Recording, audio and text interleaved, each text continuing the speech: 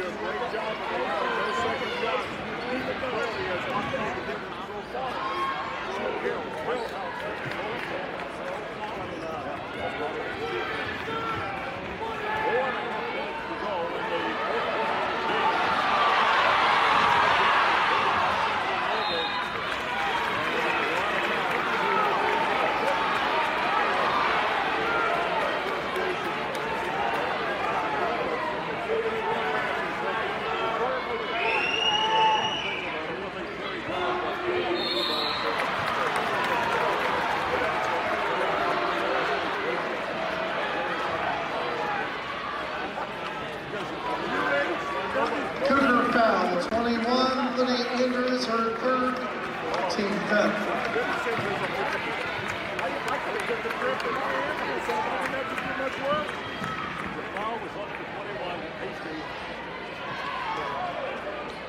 And it's a 16-point lead again at 43-27. Biggest lead of the ball game now.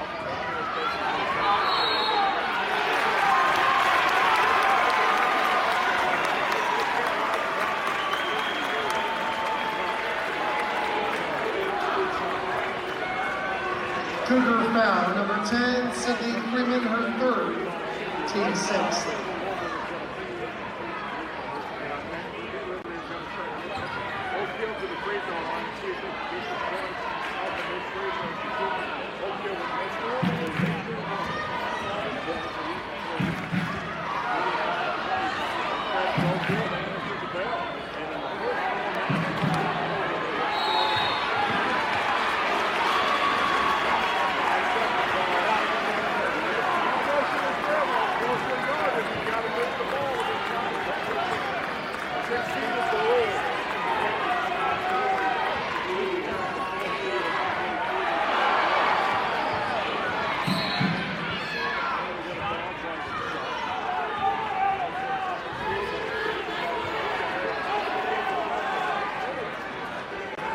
Oakhill foul, 33, Adriana Trexler, her second, team fifth.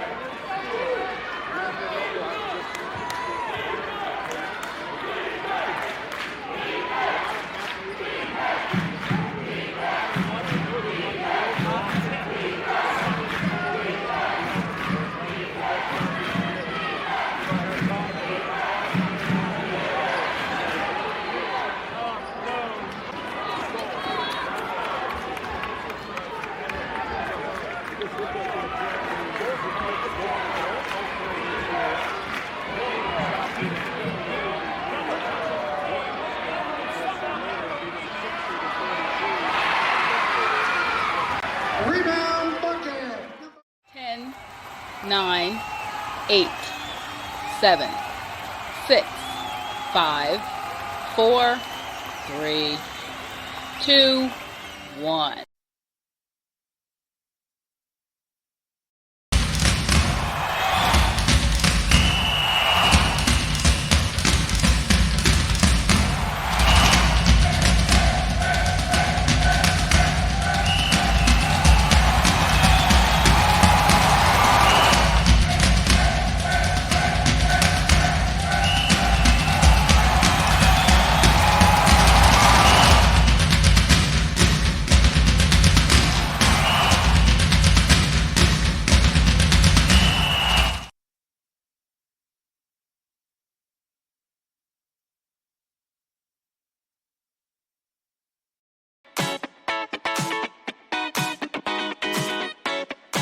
At Jordan and Vaught Insurance Agency, you don't pay extra for the over 80 years of combined experience that will be available to you when dealing with questions about your auto, home, farm, life, or Medicare supplements. They're always there to help from 8:30 to 5 p.m. on weekdays at 123 South Franklin Street, the very same Bloomfield location since 1972.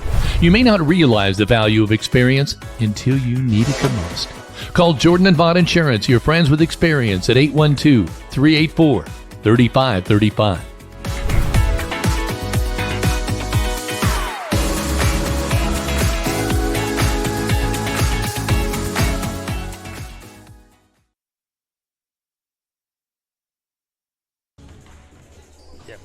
Good evening and welcome to Linton Minor basketball. We're getting ready to go on the air with the home of Minor Pride, where the Linton Miners are hosting tonight Bloomfield Cardinals. Should be a great basketball game, and this is the Jordan and Vaught Insurance pregame show. Now, as usual, we will be having the JV game and then the varsity game as well.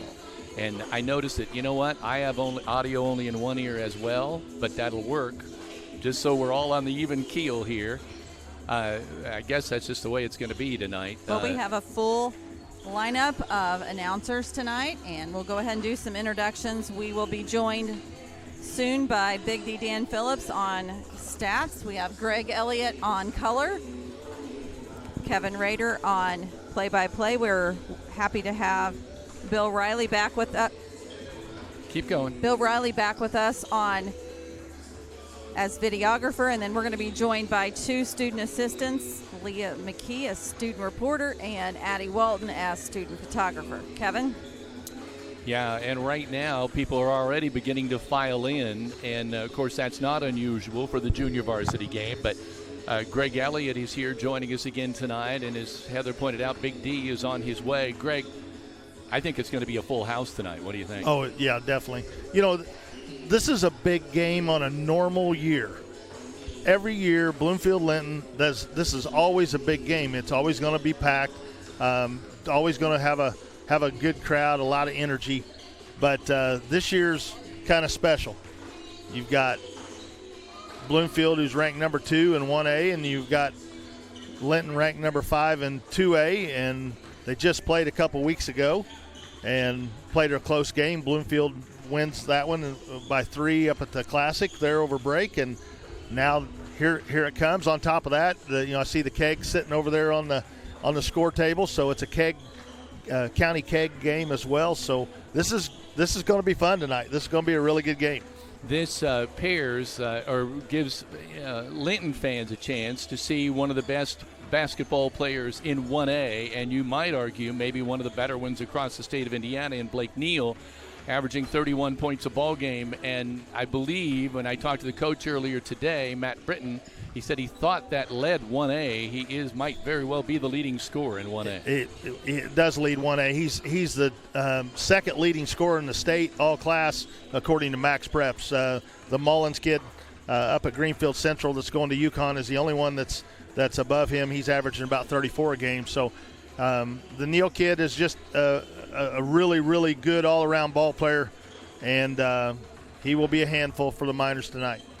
And we'll talk more about what the Miners will probably try to do in order to combat that. But one big thing, and I know we'll go over this again once the junior varsity game is complete tonight, but I believe they went like 3 of 23 from the arc in the first time they met, the Linton Miners. And that is probably as worse as they've shot all year. Now, is that the defense for Bloomfield? I mean, these are the kind of things you ask. We don't know. Yeah, I think you'll find out tonight a little bit. The one thing that you can always say about a Bloomfield team is that they're going to shoot the ball well, they're going to be fundamentally sound, and they're going to play defense. And those 3 things there will keep you in about every ball game you're in. And you get a team like Linton, if we struggle shooting outside like that, it's going to be a problem again. But this will be a really tight ball game throughout. I don't see either one of these teams blowing the other one out tonight. And should we add that Blake Neal is 6'6", so is Owen Medina. Yeah. So in fact, 2 of their 5 starters are 6'6". Well, and Blake gets a lot of the the notoriety in the pub because he's putting up the numbers that he's putting up, and it's not just scoring. He's doing it with the assists, he's doing it with rebounds, doing with a lot of those things. But this team has a lot of great role players around them that do all the little things. They're screening and they're getting, they're setting screens, they're rebounding, they're playing defense, they're making the baskets when they get a chance to, and it makes them tough, makes them absolutely a tough out. Let's turn it back to you, Heather, tonight. Well, we want to mention that once again we are in the Jordan Vaught Insurance pregame show. Call Ross and his staff at Jordan Vaught for your insurance needs, whether it be auto or life insurance.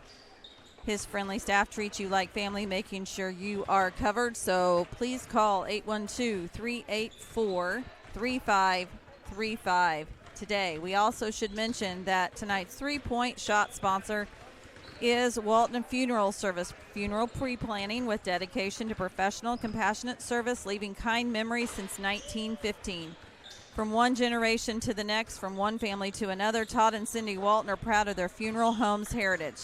Their families have been there for this community for over a century and look forward to serving you for many more years to come.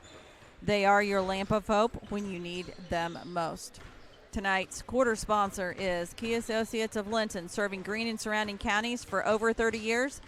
Key Associates of Linton has helped generations of clients buy and sell homes. So whether you're looking to buy your dream home or next investment or sell your current home to enter into the next chapter of your life, Allie Walton, Mary Beth Geralds, and Audrey Sparks are there for you every step of the way. They are your key to the very best. And then we also should mention that tonight our starting lineups will be sponsored by Klusner Construction. Whether it is a remodel or a new construction home, you know it'll be done right the first time, every time. You choose Tony and his crew of Klusner Construction.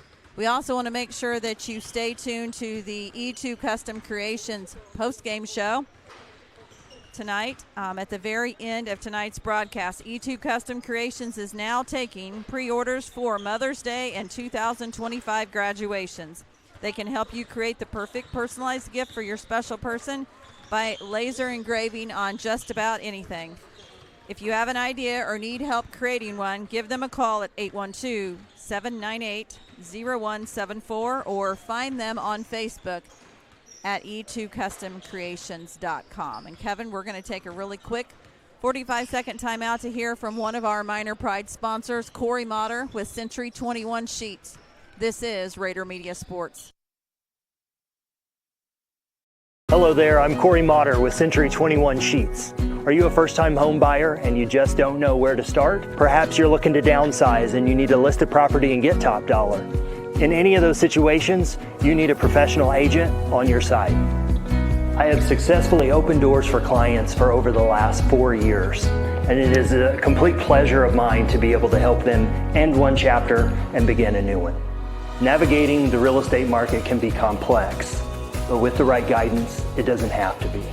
Let me help you understand the housing market and let's negotiate the best deal. So together, let's open a new door and close it with Corey.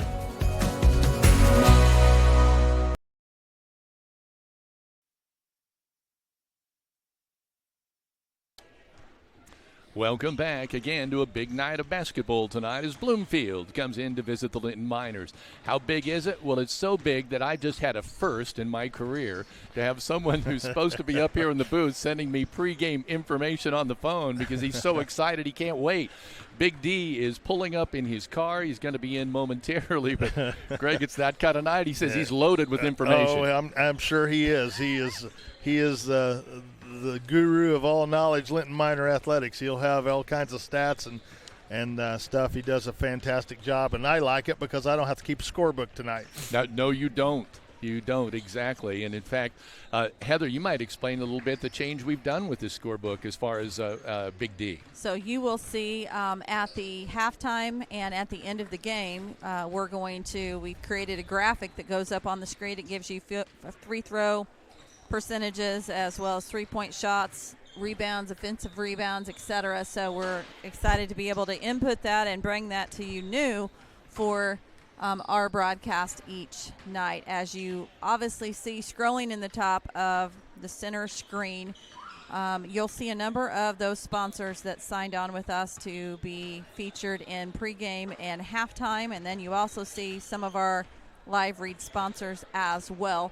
Kevin, let's take a minute here to also mention, let's see here, that you may have noticed something new as you were coming into, as you're going to go home tonight from this ball game, or if you're coming in and out of Linton, is that we are now featuring our Minor Pride sponsors on 2 billboards, one that is on one side of Linton, one that goes out of the other side. And these are those sponsors that paid at the very beginning of the year to be featured in every single broadcast for this year. This will change come after the 4th of July, so we're very excited about that as well. So hopefully these Minor Pride sponsors will continue to grow and have this as an extra added benefit that was not promised at the very beginning. It was actually an addition. So we're very excited about that as well.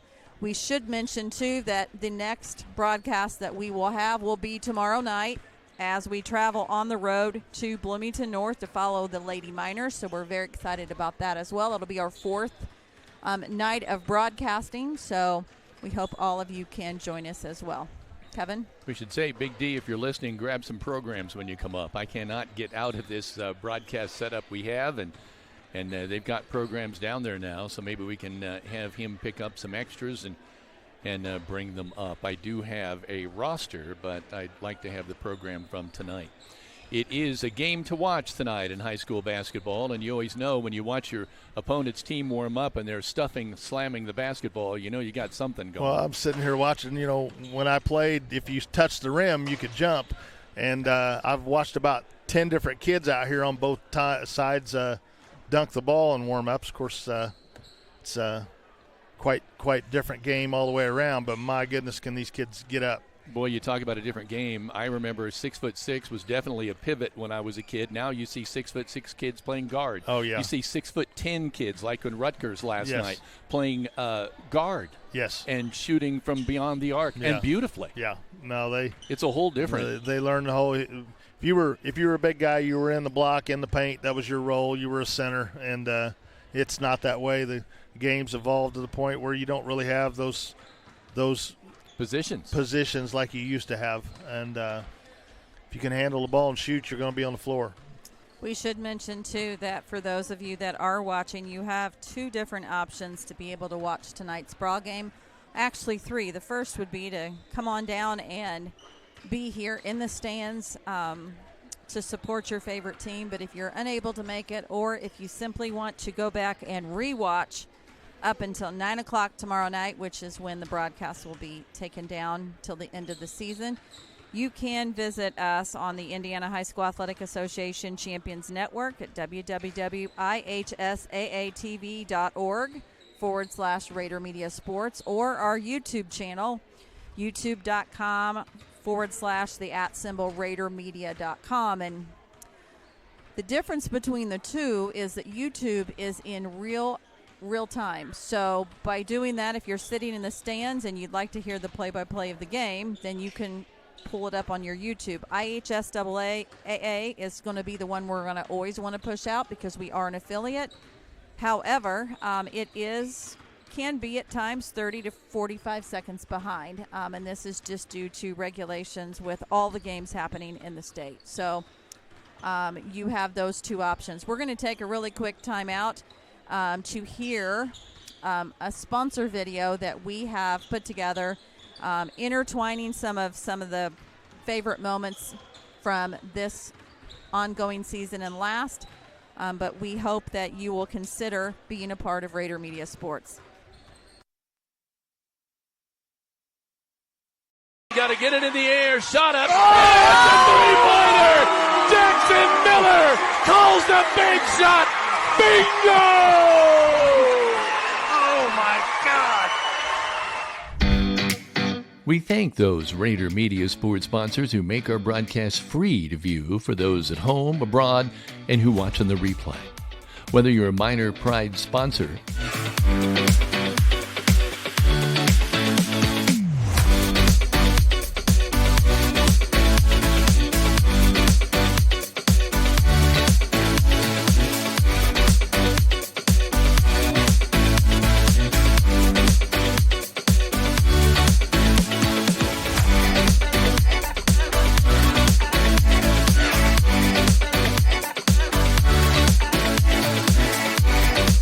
a One Sports sponsor, or simply appear as rotating banner sponsor, Raider Media Sports helps to promote you well beyond the broadcast. You appear in many live broadcasts each game night, but many rewatch after the final buzzer or horn, giving you increased exposure for years to come. You're listed on each sports web link on RaiderMediaSports.com, giving visitors the opportunity to hyperlink directly back to your business website or social media page. Game day social media graphics list your business or name as another reference to you. And we're developing additional ways to give extra promotions to our minor pride sponsors even after a signed contract, all free of charge. Reminder, 30% of all sponsorships received are donated directly back to Linton-Stockton schools.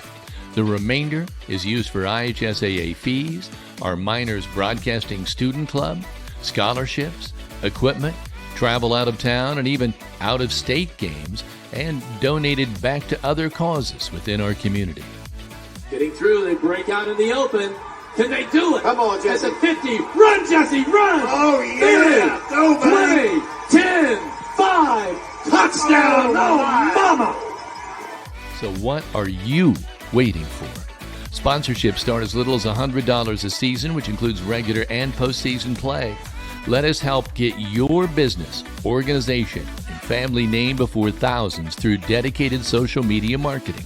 Raider Media Sports prides itself in hard work and professional coverage while providing night in, night out work for all things Linton-Stockton.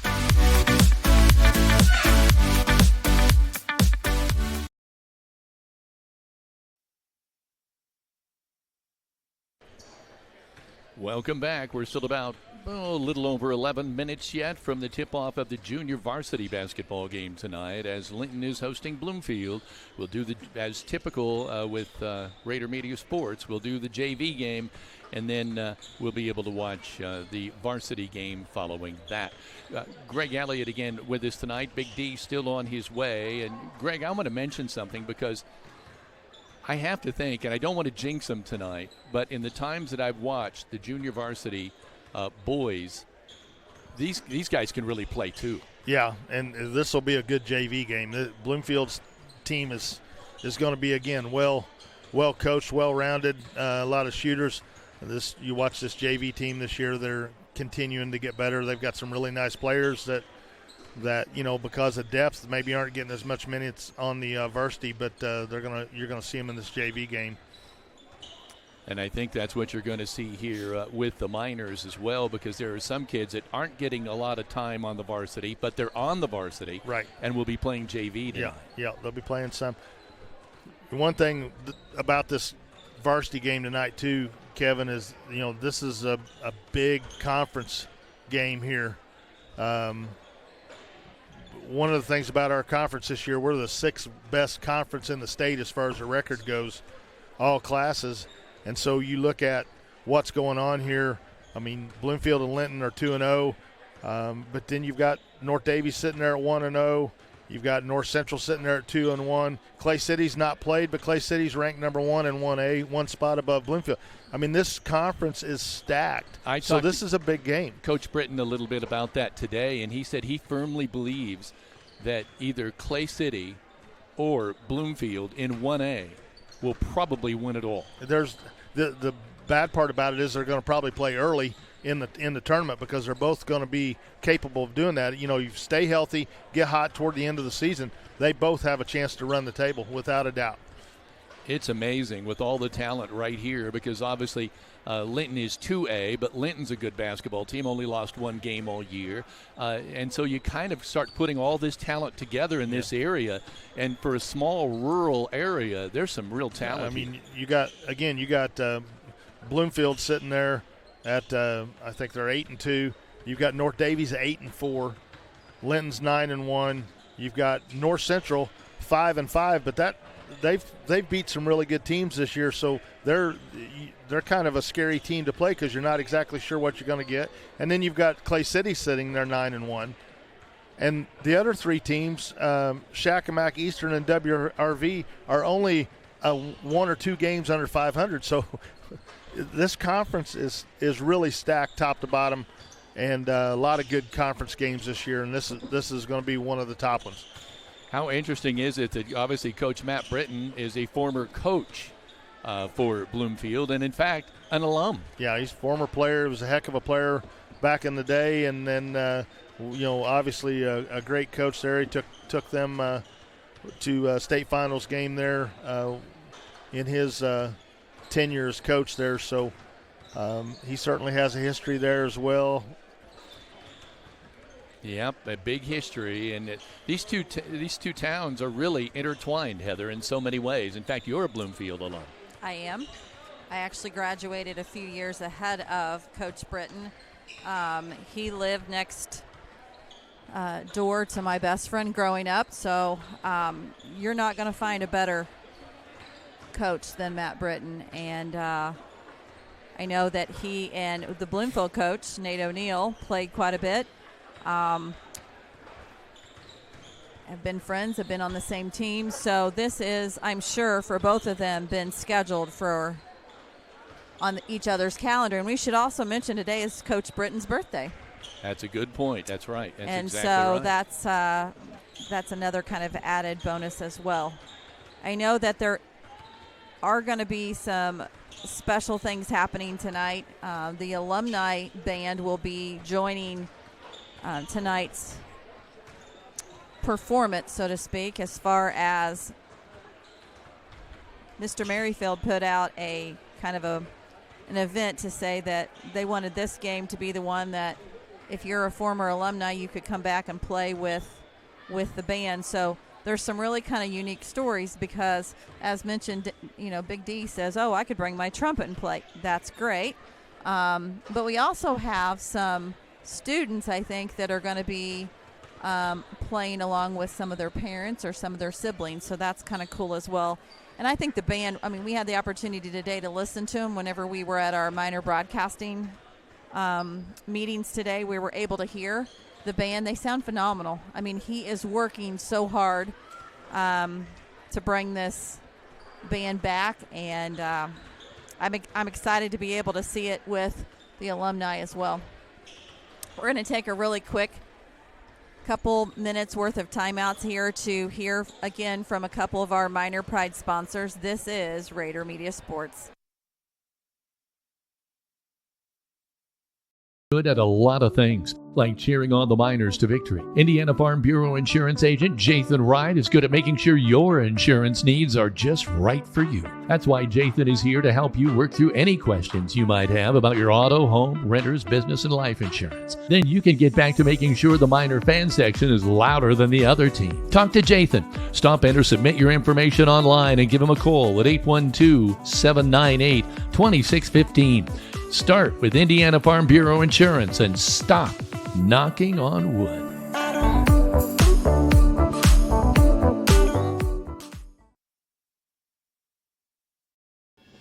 At Crane Credit Union, you can expect a personalized experience from people committed to your financial well-being.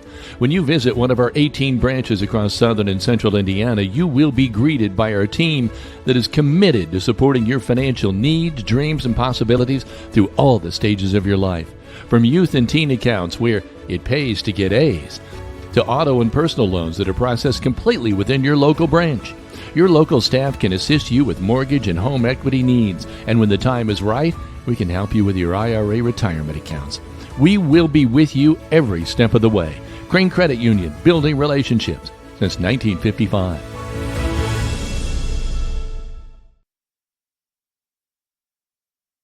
Indiana. Let's clear the air about vaping. Glue, rat poison, paint. We all know these products contain poisons like formaldehyde, arsenic, and lead. And these are just a few of the chemicals you'll find in e-cigarette vapor. Let's clear the air, Indiana. Don't puff this stuff. Visit don'tpuffthisstuff.com to join the fight and spread the word.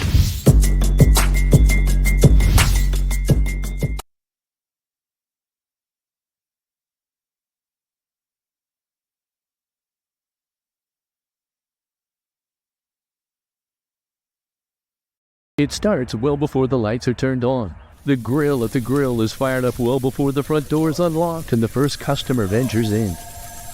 I've been coming to the grill for 30 years.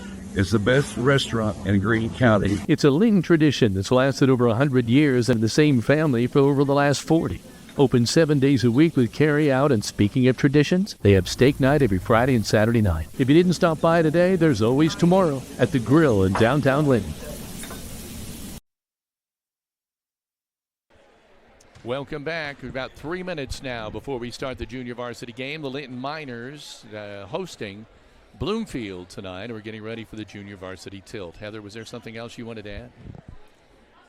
Well, we're just excited to be here with a full group. We've got Addy Walton, one of our student assistants, who's going to be taking some photos for us, which is pretty amazing, and we'll be able to put those back up here momentarily.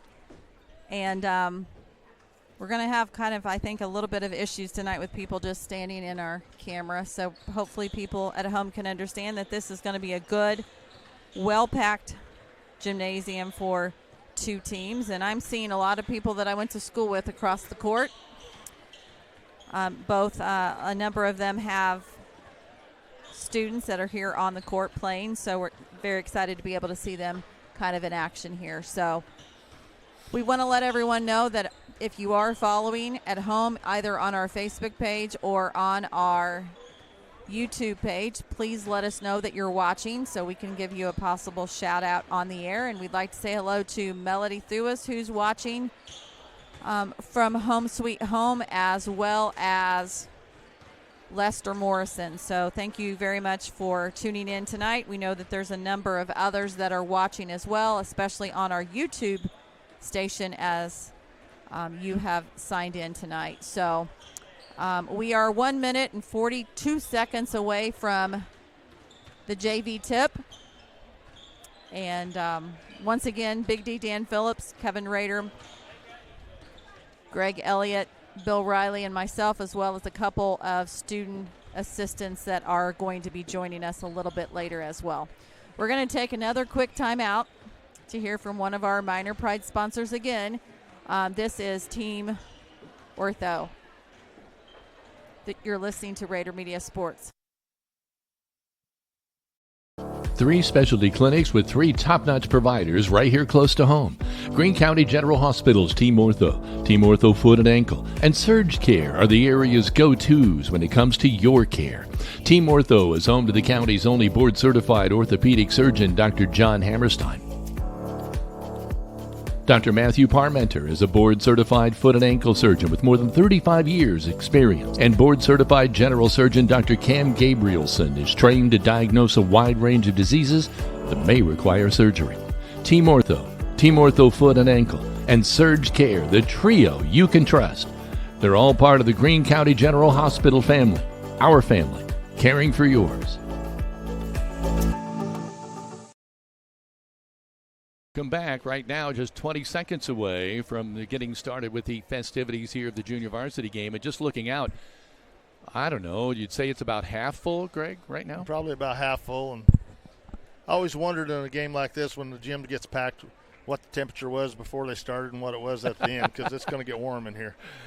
Yeah, it is, and that's one of the reasons why I wore a short sleeve shirt to sit in here, even though it's the middle of winter, because it's like it just seems to the gym just seems to warm up, especially once the game begins. I want to give a special shout out to Taylor Hinkle, who is watching from the Ronald McDonald House in Indy, watching her brother Leighton Graff. And we want to say, Taylor, we're praying for all of you all the time, and we are very happy to be able to bring this broadcast to you. So the Miners coming out here, and starting for the Miners, we see number 4, Jake Rose, number 44, Josh Lauer, number 33, Gage Sullivan, number 10, Drake Netherland, and number, I can't see his, is that 15? Owen Smith, yes.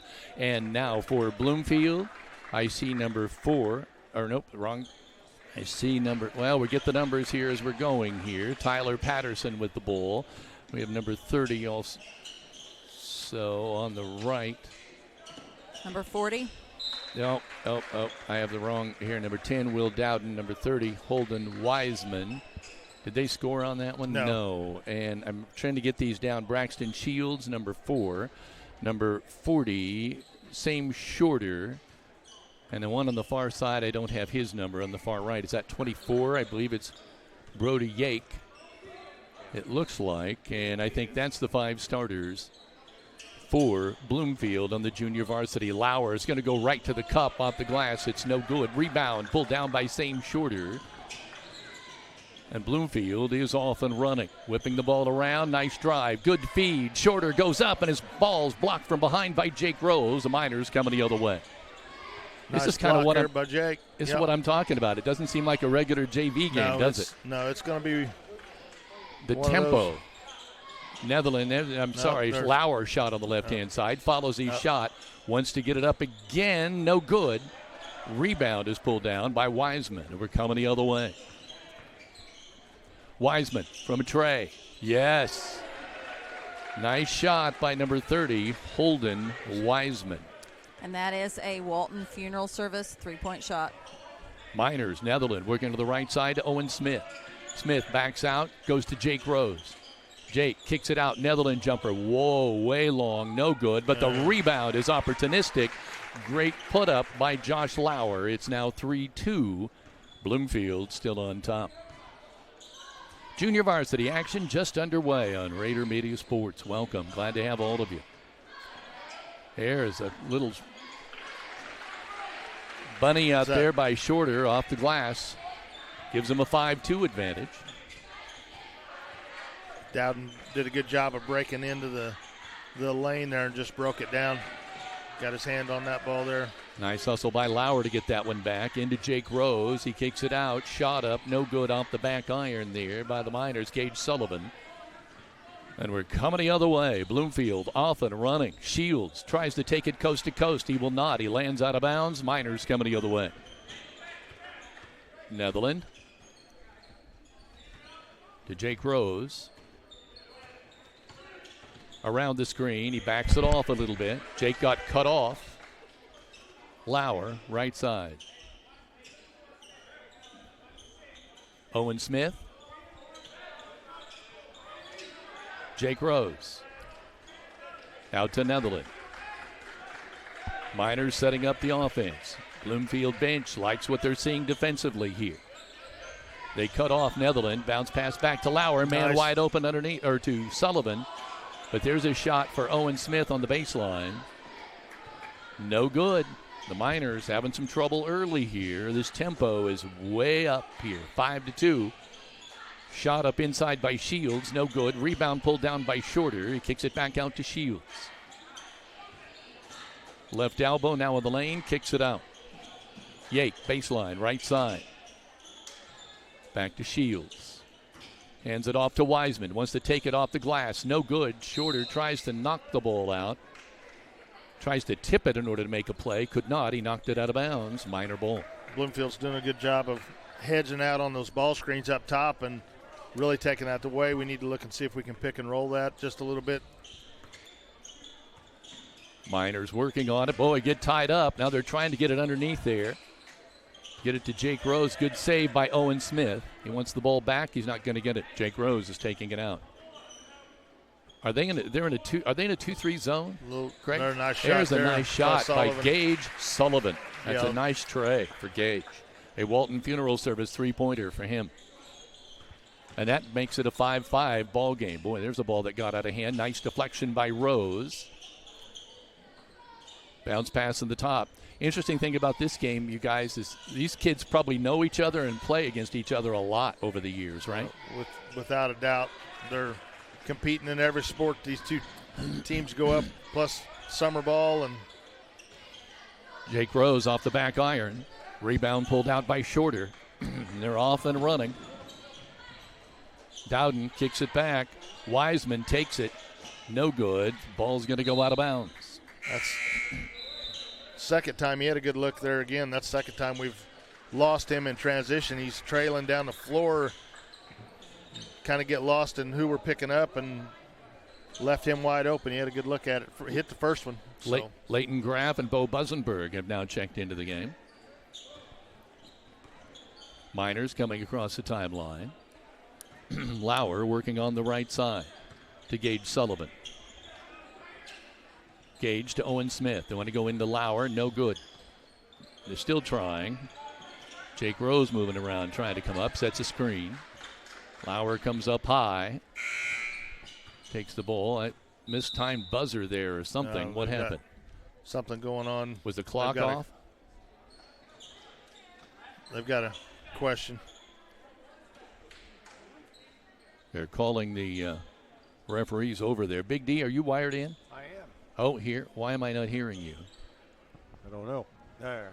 Here we go. There, Keep going. Yeah, you were talking about it. I was kind of caught in the traffic from the Bloomfield Cardinal crowd coming in. Oh. So they're pouring in, like you said, JV-wise. Look at that crowd over there. It's already – JV kids don't get the excitement like this very often, Greg. No, it's a big deal to usually you get it at the end of the game and, fourth quarter of a JV game to have a crowd this big early is pretty cool. So a technical foul here, and what's that about? I don't know if there was a substitution issue or what. I didn't see it.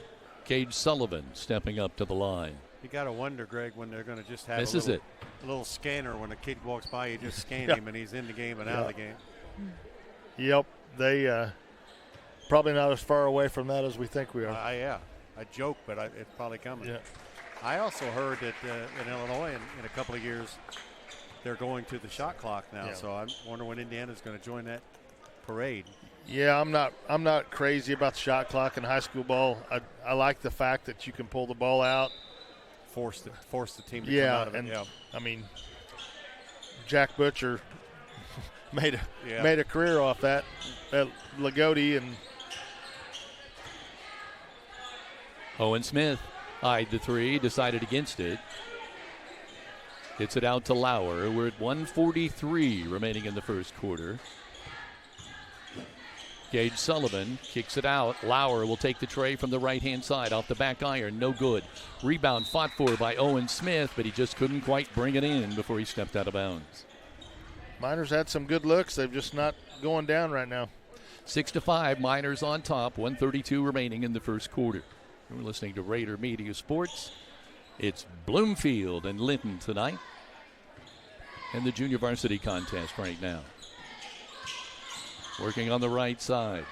Dowden fakes, moves with the left hand in the lane. A floater up, no good, short. Good defense there. Jake Rose coming the other way. Hands it off to Gage Sullivan. Gage being dogged defensively. Good job there defensively by Busenberg. There's a shot up and no good by Owen Smith. Rebound coming the other way with Will Dowden. Working with the left hand, gets it to the sprinter going up. That's Graff. Shot up, no good. Did Graff pass that off at the last minute? He must have to Busenberg. Miners just getting beat back in transition right there. I've noticed that they do speed up and down the floor, do they not? Busenberg going to the line. He'll shoot a pair. They're going to push it when it makes sense, and it did there.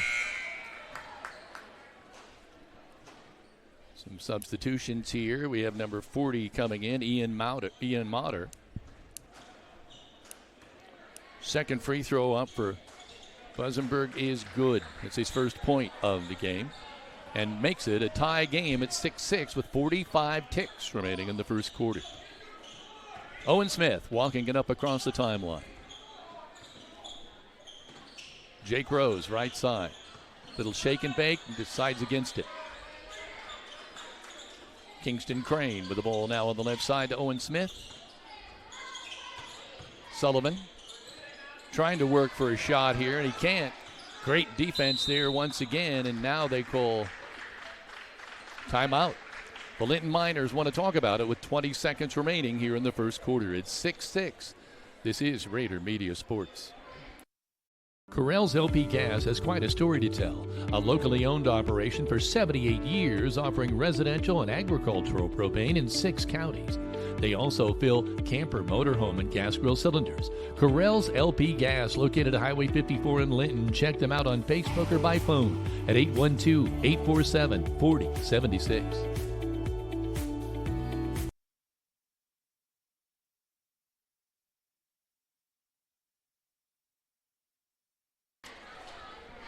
20 ticks remaining here in this first quarter of this junior varsity basketball game. It's knotted up at 6-6, and boy, sometimes it's amazing when you watch the junior varsity game how much it reflects the varsity game to come. You get a feeling you're watching a little bit of what we're going to see later on.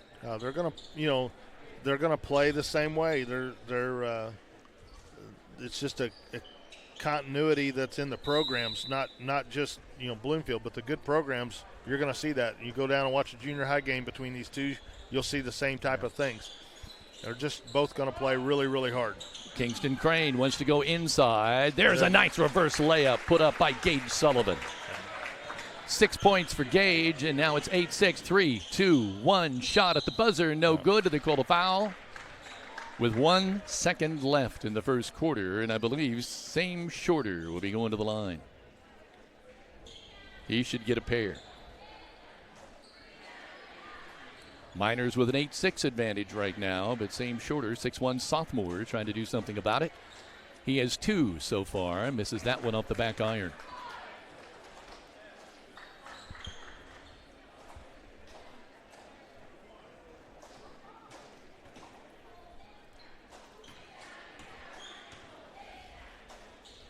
Second one is up and good. Shot at the buzzer. Wow, off the backboard. It was very close to going down. It's 8-7 the basketball game right now as we go at the end of one. The junior varsity from the Miners have it, the lead right now. Autumn Trace of Greene County is the perfect setting for seniors to call home. Seniors can live as independently as they wish while enjoying as much supportive care as they may request in their daily lives from their 24-hour care staff. Call Jessica and her friendly staff at 812-699-4464 to schedule your tour.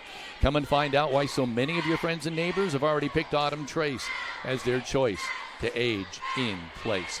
Are you looking for TV or high-speed internet? Give Mike Morin a call at Midwest Satellite. He offers Dish TV plans starting at $91.99 a month and T-Mobile high-speed internet for $60 a month. Call Midwest Satellite at 812-847-8848. Call Mike. He will treat you right. At Crane Credit Union, we offer checking accounts to fit your needs. We have a high yield option, free debit cards, online banking, and free checks for members 60 plus. With no monthly service fees, you can start letting your money work for you. Learn more at cranecu.org.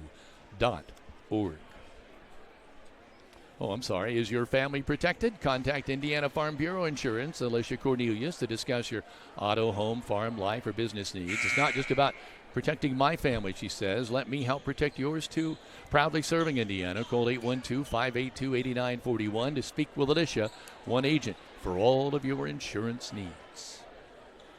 We go to quarter number 2 here in the junior varsity tilt between these two rivals, Bloomfield and Linton. And this quarter is sponsored by Key Associates of Linton. Whether you're looking to sell your home, enter into the next chapter of your life, call Allie Walton, Mary Beth Geralds, and Audrey Sparks of Linton to be with you every step of the way. Ruben Goodman is checked into the lineup now, but now out on top. Nice drive off the glass, no good, too hard. It was a great drive by Netherland, but we're coming the other way with Busenberg off the glass. Another one too hard. Miners pulled it down again. They're off and running. Boy, getting up and down the floor. Netherland with the ball. Shot, Owen Smith, blocked, rejected by number 23, Busenberg, who turns around and kind of slaps him in the hand in a friendly gesture, yeah, I mean. No, it was a good block. Netherland with the ball out on top. Lauer now working to the left to Gage Sullivan. Gage likes the tray. Up, no good. Whoa, Lauer tried to go up and get it. I think he had a little physicality there on him, and he missed the ball. And now Bloomfield misses it as well. We're coming back the other way. Ruben Goodman with it over to the left. Gage Sullivan again. This time he makes it count. Gage Sullivan with 3, 6, 7 now in this ball game. Going all the way to the cup. No good. Over the back there is going to be called on number 40, Sam Shorter. And that three-point shot was sponsored by Walton Funeral Service. Thank you. 11-7 now is our score. 5:45 to go in this first half. It's early, but this gym is filling up. If you want to get up here to watch this basketball game, I'd say you might want to get here pretty soon. It's not even halftime, and this gym is probably at least over half full for sure. Working on the right side now, Reuben Goodman. Setting the scene to Netherland. Left-hand side, Kingston Crane. Nice. Yes. Very nice Another shot there. Walton Funeral Service three-pointer. Brilliant shot by Kingston Crane. The Miners have got a 7-point advantage right now at 14-7. Drive in the lane. Busenberg now is trapped in the lane, and the ball is stolen. Coming back the other way is Goodman. Kingston Crane eyes it again. Oh, if you're going to leave me alone, I'll take it again. Another Walton Funeral Service three-pointer for Kingston Crane. They lost him in transition and paid the price. He made a nice little pass fake there and just froze his defender and shot that right over the top of him. 17-7 Miners with 4:55 to play in the first half on the Stanger home scoreboard. This is Rader Media Sports. At Violet & Company, we love assisting each of you in all of life's special moments. We are a locally owned floral shop at 69 North Main Street in downtown Linton. Contact us at 812-847-3208 to purchase your arrangement for any special occasion or stop in for that perfect gift. Stay in touch with us on Facebook under Violet & Company for upcoming events and to see our latest creations. We encourage you to live life in full bloom.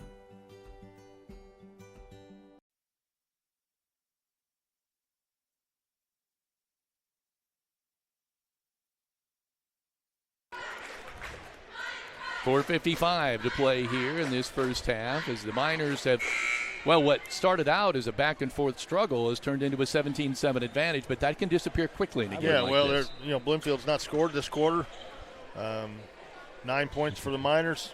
It's been a good start to this quarter, and it just has really come down to, knocking some threes down out there. But defensively, we've held them to one shot. I was just looking at that scoreboard and thinking, wasn't it like 7-5 to nothing Bloomfield, and now it's 17-7. So Gage Sullivan has lit it up, and Kingston Crane has lit it up from three. It really opened up this game here. 17-7. Let's see what happens here for the rest of the first half. Nice drive in the lane. It goes in and out. No good, but a great drive by Leighton Graff, the 5'10 junior forward. The ball was halfway down in the cylinder. I cannot believe it came back out. He got cheated on that one, didn't he? It should have counted. We want to say hello to Sharon Edwards, who's watching on YouTube and says, way to go, Kingston Crane, from your grandma. Oh, you got to love that. Gary missed that free throw.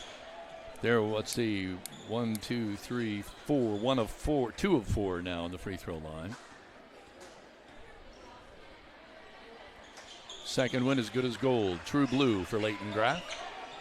And it makes it 17-8 now. Linton with the advantage on the Stanger home scoreboard. Junior varsity yet to come. I think maybe one of the best basketball games in the state yet to come. Owen Smith, a little trouble, is able to bounce it away. No look past Crane. Kingston kicks it out. There's a three on the way. No good by Goodman. Great job tapping Kingston that out. Crane keeps it back to Smith. Cross court. Sullivan. I don't know what was called here. I think the Bloomfield kid was trying to get through the pick. Yep. These days you never know. They're going to charge that pick. They seem to call that a lot. Boy, last night the girls' game was about as physical as I've seen in a girls' game. This thing got physical real quick after that timeout. And Bloomfield, I'm sure, has said, hey, we got a D up here, and they're contesting everything right now. Goodman, ball down low. Lauer is fouled, and he gets an and one. That's Sullivan. He's pushed from behind by Cameron Brandstetter, picks up the foul, and he'll go to the line for the and one. Tell you what, the other game tonight. Strong move by Sullivan. It's strange that this game is tonight, but so is Bar-Reeve Lagodi. That's big down in Martin County. This shorter kid coming in, he impressed me just a little bit ago. He's a pretty physical guy. Yeah, and strong. Although it's a little strange to say the name Shorter and not think of Sullivan. Yeah, that's true. That's true. It's like a Stefancic being somewhere else. You're like, what? There, the free throw is up and good for the and one for Gage Sullivan. 3, 6, 8, 10. I have him for a dozen already. There's a shot on the left-hand off side. the Oh, bank. my. Did he call it? He did not call it, but he will take it. Wiseman gets, I believe that was a Walton Funeral Service three-pointer. Yeah, it was. Miners will set up shop here. 20-11 advantage. Uh-oh. Pass tipped over, intended for Reuben Goodman. Wouldn't it be funny, Greg, if you actually had to call bank when the ball went off your hands for it to count? Oh, Kingston Crane had a little trouble getting, or no, I'm sorry, that was Netherland having a little trouble with that ball and throws it out of bounds. Bloomfield ball coming the other way. Dowden with it out on top. Wiseman. Owen Smith with him. Goes with the left hand in the lane, then kicks it back out to Busenberg. In the corner, jumper up. Sweet shot by Will Dowden. Another Walton Funeral Service three-pointer, and here they're come firing back. We knew that they would. It's 2014. Miners by 6. Miners need a basket here. Sullivan spins on his man, takes it right to the cup. A runner, in and out, no good. And Sullivan coming the other way. Good move. It was Wiseman open, goes in the lane, little hook shot. Boy, I don't know. Haven't seen that since Wilt. Yeah. Coming the other way, Goodman. Not quite Wilt's size, but no, Goodman off the glass. Beautiful shot. Very strong move. First two in the game for Reuben. 22-14. Wiseman directing traffic. Owen Smith coming out on him.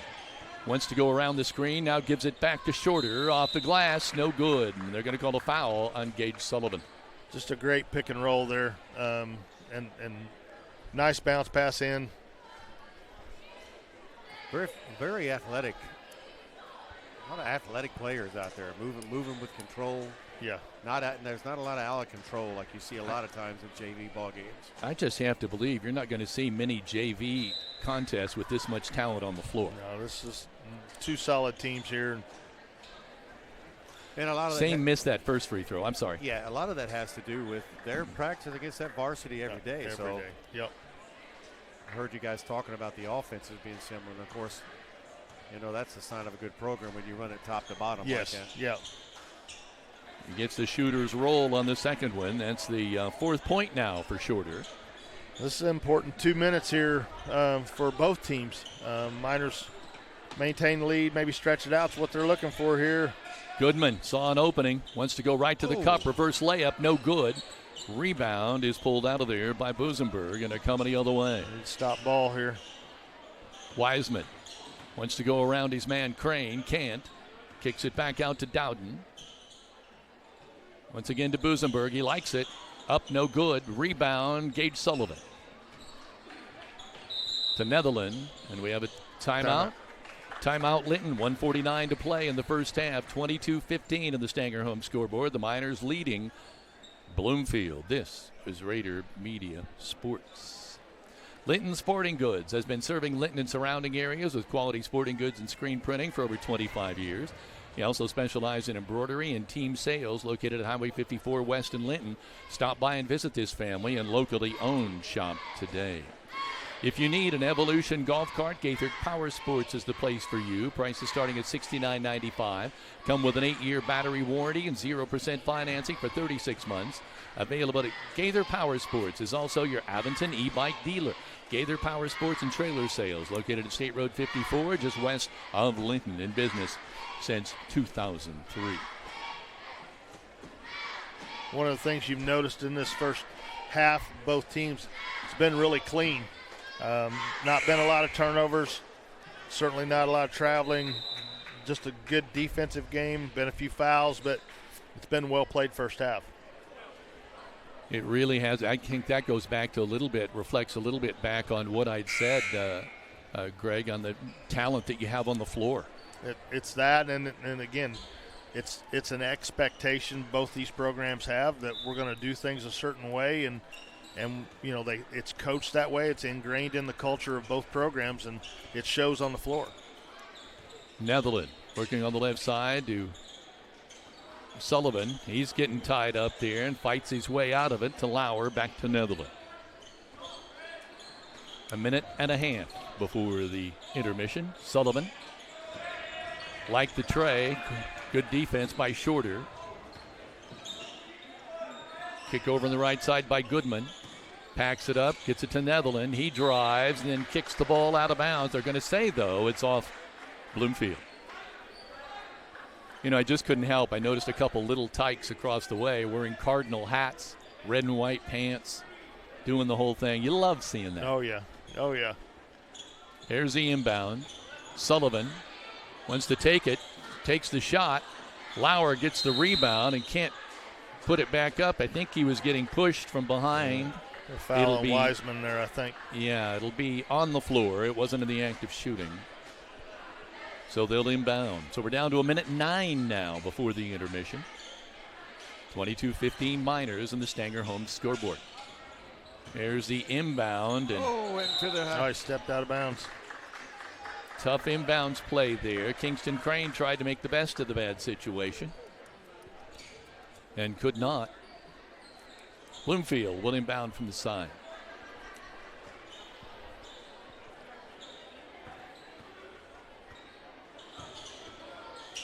Working on the right side. Wiseman hands it off to Graf. Nice move on the baseline. Kick it out. Wiseman's all by his lonesome. Shot up, no good. Good hustle rebound by Kingston Crane.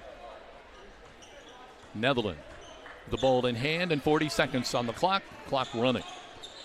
Owen Smith trying to check back in. I don't know if they'll get a dead ball before the end of this or not.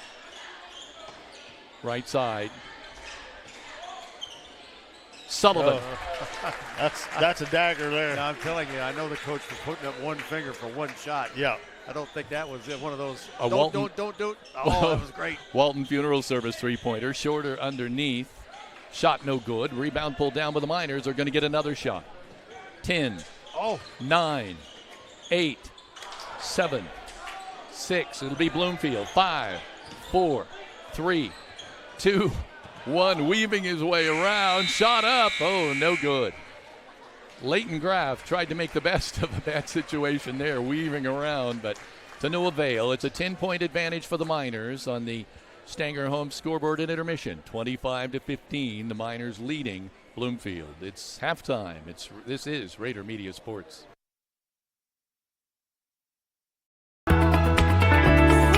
After high school, I worked in a couple factories, and then my dad convinced me to go to the apprenticeship program. As I have pension, I have health insurance, I have an HSA, am paid while I'm learning and training. Like being able to see what work I've completed. They'll be able to go to school and get paid while they go to school, still receive a college degree, and they'll be making a great career salary-wise once they finish.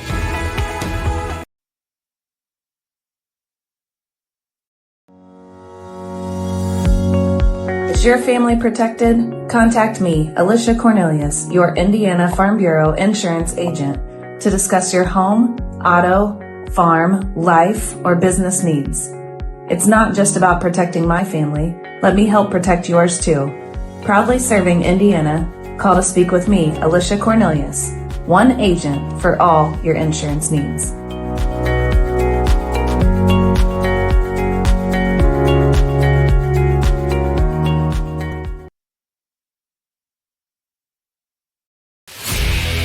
The first year of Raider Media Sports proved to be an unmitigated success. Over 130 school events were live streamed.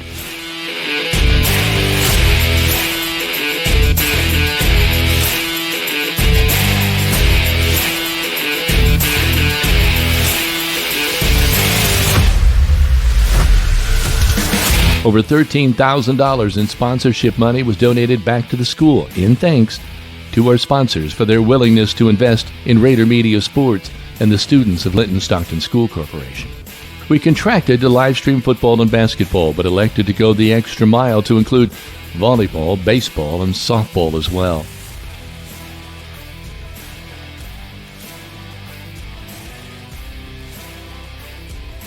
We promised to cover more than just athletics, and we did, including K through 11 classroom activities, senior highlights, and special events. Speaking of out of the classroom, RMS also pledged to work directly with students, so we created the Miners Broadcasting Club. Every Friday, we met these 7th to 12th grade members to discuss next week's activities. We were so fortunate to be able to include these students in production and announcing of live stream broadcasts. Senior Honors Night also gave us a chance to present the first ever Rader Media Sports Scholarship to a graduating member of our club. Thank you to those who were following our website and the social media platforms as well. Your sharing of daily posts and your comments have reached thousands across our community and beyond.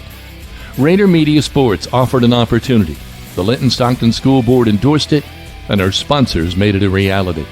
This is the kind of public and private partnership that other school districts can only hope to emulate. We appreciate this opportunity and vision the school board has shown and look forward to building on it in the future. Go Miners! This is Rader Media Sports. Over the Miners!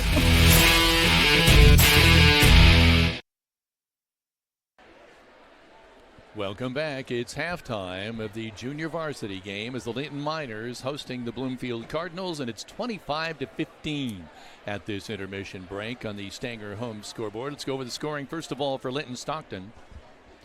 We see Reuben Goodman with 2 points, Kingston Crane with 2 trays for 6 points. Gage Sullivan is really lighting it up. 3, 6, 9, 10, 11, 15 points for Gage Sullivan in the first half. And Josh Lauer with 2 for 25 points for Linton-Stockton at the intermission. For Bloomfield, we have Will Dowden with a tray for 3 points. Bo Busenberg with 1 point, 1 of 2 from the free throw line. Holden Wiseman, who's a sharpshooter, hit 2 trays for 6 points. And Leighton Graff, 1 of 2 for the free throw line for a point. And Same Shorter with a total of 4 points, and he is 2 of 3 from the free throw line for 15 points. Again, fans still filing in. It's going to fill up pretty quick here. But right now it is a 25-15 game. And Big D, I know we got a pregame yet to come for this varsity contest to follow, but you really haven't been able to weigh in at all. Greg's weighed in a little bit. What are you expecting to see tonight? Well, I tell you, I watched a replay of the tournament game up there and realized, that game never got out of hand on either side. The biggest lead was 5 at one point. There were 9 lead changes. There are several factors that we'll probably discuss more later on, but, the Miners only got to the free throw line 8 times in that contest. Bloomfield was at it 20. The Miners shot a paltry 3 of 22 from three-point lane. It was really Paul Oliver versus Blake Neal, really the only 2 that had any double-figure scorings. So I got to figure both teams are going to try to find ways to get other people involved.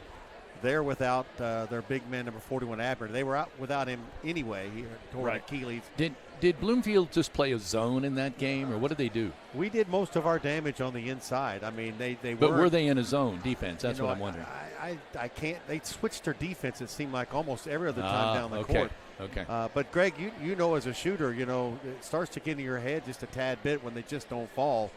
And Paul did a lot of damage inside, and they didn't really have an answer for Paul in that game. Kind of like we didn't have an answer for Neal on this side of it. So that game could have gone either way. There were spurts by both teams, and it's such a rivalry game. It's the only game Linton lost. The Miners got to love the chance to get back, and isn't the Greene County Keg involved in this that's what as well? I said before. It's it's a SWAC game. It's a keg game.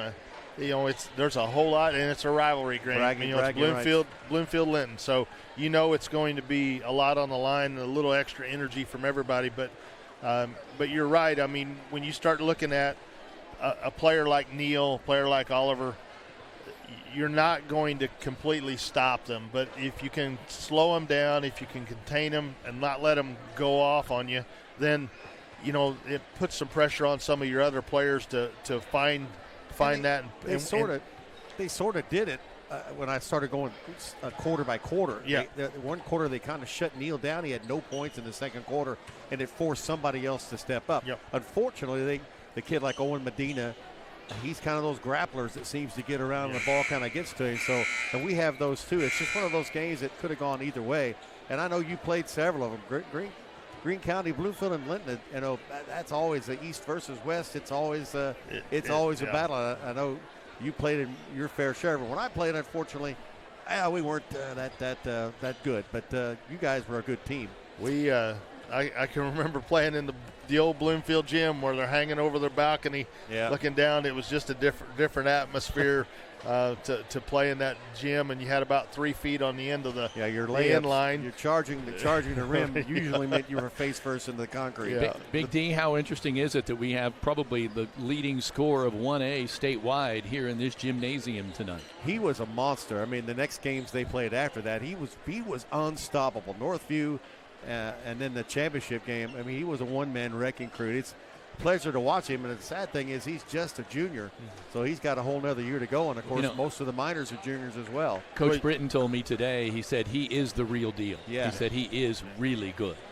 Yeah, he keeps his head on straight. You don't ever see him kind of lose control and moves without the ball quite a bit. Right. And as Greg said, we were putting 2 guys on him trying to really box him in and let somebody else beat us.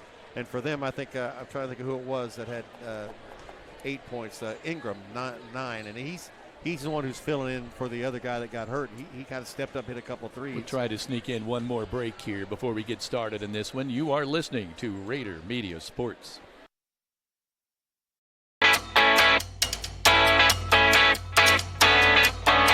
Finding the best coverage for your home, auto, life, and business isn't always a walk in the park. I'm Audrey Sparks at Richard Brown Insurance, your local auto owner's insurance agent. Whether you're buying your first car or starting your own business, finding the right coverage can be a challenge. With great companies like Auto Owners Insurance, I can find the appropriate coverages so that you and your family can be better protected. Come see me, Audrey Sparks, to discuss what coverages are right for you, or give me a call at 812-847-4798.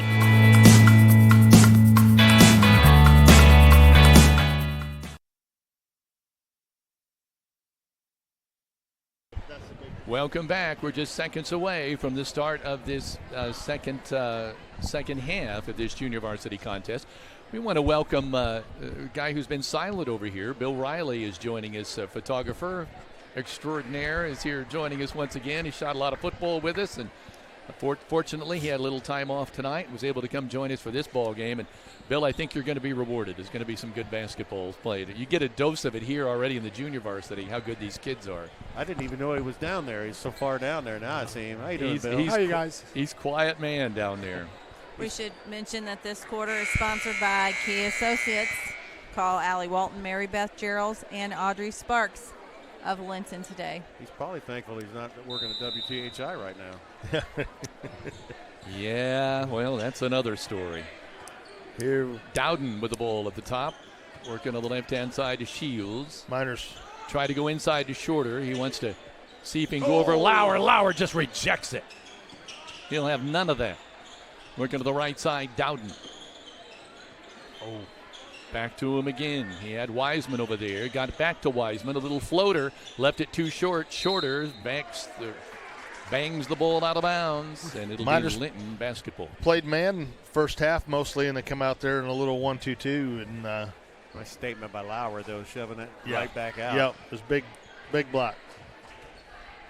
I notice now they have Wiseman on Lauer, which is kind of an interesting pairing. Shorter trying to come up with a steal. What do we have here? We have a foul. It looks like it will be Bloomfield basketball. I thought they were calling a foul. Maybe he was just signaling it was the ball that was headed that way. They got Sullivan there. Braxton Shields across the timeline, working on the left side to Dowden. Dowden working on the left hand, gets it inside. Shorter kicks it back out. Wiseman. Three-pointer, right-hand side, good. You won't stay in that zone very long if you leave him open out there, because he will light it up. Collapse. That's the third Walton Funeral Home Service three-pointer for Holden Wiseman. Real sharp shooter. We've said that already tonight, but he's proven it time and time again. Kingston Crane took his chance. No go. There's the ball saved. Oh, what a pass. Nice. What a pass. Was that Lauer? Well, that was a pass inside on the finish, to Owen Smith. Wow. Sweet pass for a big man. Sweet pass no matter who made it. Left-hand side. Shot up in the air. Rims out. No good by Dowden. Rebound fought for, and it's going to be come out with Kingston Crane. Bounce pass to Owen Smith. Bloomfield staying in that man. Netherland now to Owen Smith. Owen on the right-hand side has the ball knocked away. Braxton Shields with the defensive maneuver.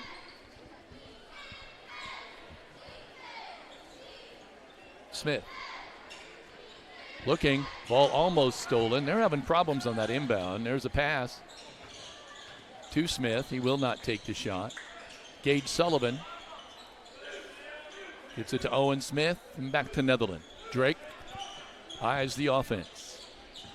Lauer comes out to set the pick. They want to go back to him, and the pass just led him too much. And we have a steal coming the other way. Shields with the ball. Gets it underneath the shorter. Oh. He cannot get it over Sullivan, but they're going to whistle a foul on Gage. And he'll go right back to the free throw line. Good physical match between those two Yes, guys. they've been going at it the whole game, and nothing by either one of them, overly physical. Right. They've just been playing hard. Shorter. Perfect. It looks like it might be 3 fouls on Sullivan. So Yeah, he's going out. 5 points. Ian Motter coming in now. Ian about 6'5", I think. Well, they save Sullivan a little bit for varsity, don't they? Well, he has seen some action, Yeah. but not extensive. Second free throw, good again. 2, 3, 4, 6 points now for Shorter. And 4 of 5 of those coming from the free throw line. Motter with it on the left-hand side. Goes to Kingston Crane, working on the right hand. Gets it to Lauer. Right-hand side Trey on the way. No good. Rebound on the fly. For Bloomfield, Dowden. To Wiseman. Loops it over to Braxton Shields in the corner now. Now back to Shields. An attempted steal, no go. King wants to kick it out to Wiseman, can't. Dowden kicks it back again to Shields. Back to Dowden. Wiseman all alone. No good. Oh, and tipped out of bounds by Owen Smith. kind of a dangerous time of the game right now for the Miners with Sullivan on the bench over there. We're going to have to find somebody else to pick up that scoring load. Well, we certainly saw a couple of trays from Kingston Crane in the first half. Here the ball goes out of bounds. They're going to say it was tipped by the Miners. Just underway in quarter number 3, brought to you by Key Associates of Linton. 3:54 to play. Third quarter, 27-20 junior varsity action. Linton Miners hosting the Cardinals from Bloomfield. Braxton Shields. To Dowden. Will eyes it. Gets it to Wiseman. Back again to Dowden. Wiseman moves around one man. Nice move. Gets it underneath to the big fella Shorter, and his shot is no good, but he's been aggressive in there, drawing the fouls. He has, and again, he was in the right spot there. The penetration from the guards is breaking us down, and his man has to help off there, and so a little short bounce pass, and he's got a short shot there. Yeah, shot up and good. And when he could dish it out to Wiseman, who could sink a three, yes, you got to somewhat honor that at the same time. Yep. His second free throw is good again. He's had a good quarter here. 8 points now for Shorter, 6 of those coming from the free throw line. Netherland to Lauer on the left-hand side. Wants to go underneath to Smith, moving without the ball. Great job. Good back cut by Owen Smith. 29-22, Miners by 7. There's a nice move to the cup.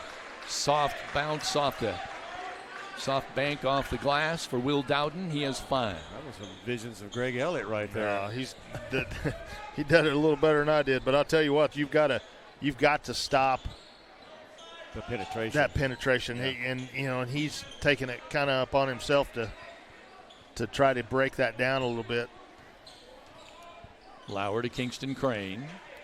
Kingston hook pass back to Lauer. They're going to leave him alone, and so far it's paid off. Coming the other way, Wiseman. Gets it over on the right-hand side to Shields. Ball in the air, a tray for Braxton Shields, his first Walton Funeral Service three-pointer of the contest. And the Bloomfield fans like what they see is now it's a 2-point game, 29-27 on the Stanger home scoreboard with 2:25 remaining in the third quarter. This is Rader Media Sports. At Indiana Farm Bureau Insurance, we're not just good at insurance. We're good at Emma and Jake's just baby-proof their 2-bedroom bungalow to prepare for baby number 1 insurance.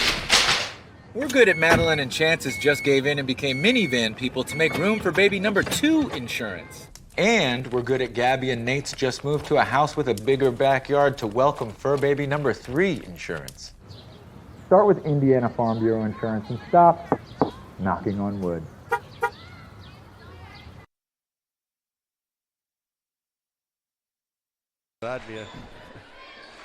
Welcome back. Greg, you pointed out that this stretch could be really important in this ball game, and it has been for Bloomfield. Yeah, Bloomfield's come back. We held the Miners to 4 points this quarter, and we're sitting here. We've got to find a way to D up again. We're just not playing the defense that we played there in the second quarter.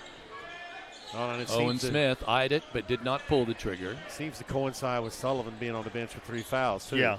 Well, and they have also pulled back and let Lauer take the tray. They've gambled on that, and it's paid off for them. I think you want your pivot guy closer to underneath instead of out on top, and he's having trouble there. Hit his head. Nice sportsmanship. Yeah. What do they call that on the Miners? Yeah, it was offensive foul on Lauer, and he's eyeing the bench. I think he needs to. Nope, he's going to stay in, but I thought he looked toward the bench like. I don't know how that's a foul. They're being very physical on the ball. Bloomfield is, and that was one of those right there. That could have been Again, a foul. could have been a foul as well. They're not calling them, but the fear you have is that at some point somebody loses their cool in it and gets out of control. So. There's a strong move and a finish there. Nope. What are they calling? What was the call on that? In football, we call that makeup calls. Brandstetter went in, got it. Looked like it was going to be an and one, but they must have called an offensive foul, or he stepped out of bounds. They called a foul, and I think they called it he was using his forearm, I guess, to push off there. But that was a good, strong move. Yeah, that was a good move. So the score remains 29-27. Miners on top by 2. Sullivan back in the game now. Lauer hands it off to Gage. He pulls the trigger. No good. Wiseman with the rebound. We're coming back the other way. Interesting, too, because it's just a minute to go in this quarter. You wouldn't want him to get foul 4. No. There's a bad pass trying to go in the pivot. It's stolen by Lauer. Just a shade over 1 minute remaining in quarter number 3. You look out here, it's almost, 80% full? There's still some seats in the corners. Crane is fouled. Kingston will draw that foul on number 23, Busenberg. Point out the crowd, and really that right corner over there, that's heavy Miner fans over there. So Bloomfield's section is quite full. I don't know where they're going to sit. We don't even have the band in here yet. I know. Lauer on the right-hand side. Kingston Crane pulls the trigger. No. Rebound by Smith, but nope. Stepped out on the end line. See Coach imploring him to run the offense. Greg, I'm interested. When we get a chance, I'm interested. To me, it seems like the game has just turned almost three-pointer goal-orientated. What do you mean almost? Yeah, they don't run anything to try to get a place to get to the inside, and if you can't hit the threes, then your offense is almost completely stymied. They're going for the last shot here. Wiseman with the ball. Yeah, three-point is just become such a huge part of the game, and there are times when I think understanding possessions and understanding when we need a bucket, when we need a three, when you get a situation that that's a good move there. I just didn't quite get it. And you can draw a foul as well. Right, exactly. And, go inside, play inside out in some of those situations, because there are times when they'll collapse down. You can get that out and be done. Right. End of 3. It's 29-27. Miners by 2. The fourth and final quarter in this junior varsity game to come. This is Rader Media Sports. We use our sportsmen for everything around our property, like plowing snow all winter. We can't wait to put it to work. Since 1973, Linton Cycle Sales. Heather, I know tonight we're going to have a special rendition from the band tonight, correct? We are. The normal band will be playing, but they have invited alumni from Linton-Stockton to come and play, and we are very excited to be able to see. I think, according to the band director via text today, he said that there was about 20 people that had signed up. Wow. However, sometimes that can be more, that can be less, depending on who actually shows up. So, Big D, did you bring your tuba? Well, I did not, but I was waiting for Heather to bring out the tri-toms, because I thought that would be a great addition to the show tonight. We also should mention that this fourth quarter is sponsored by Key Associates of Linton, Allie Walton, Mary Beth Geralds, and Audrey Sparks of Linton. Your key to the very best. Actually, I'm teasing Big D because it's trumpet, wasn't it? Trumpet, yeah. And I did play the band at Bloomfield, percussion, keyboard, drums, tri-toms. I just played the trumpet, and I don't think I could get one note out of it now. There's a tray for Owen Smith. That is a Walton Harrison James in the game now for the Miners. I saw that. Funeral service three-point shot. Floater up, no good. Rebound is pulled down by Shorter, but they're going to call him for a foul.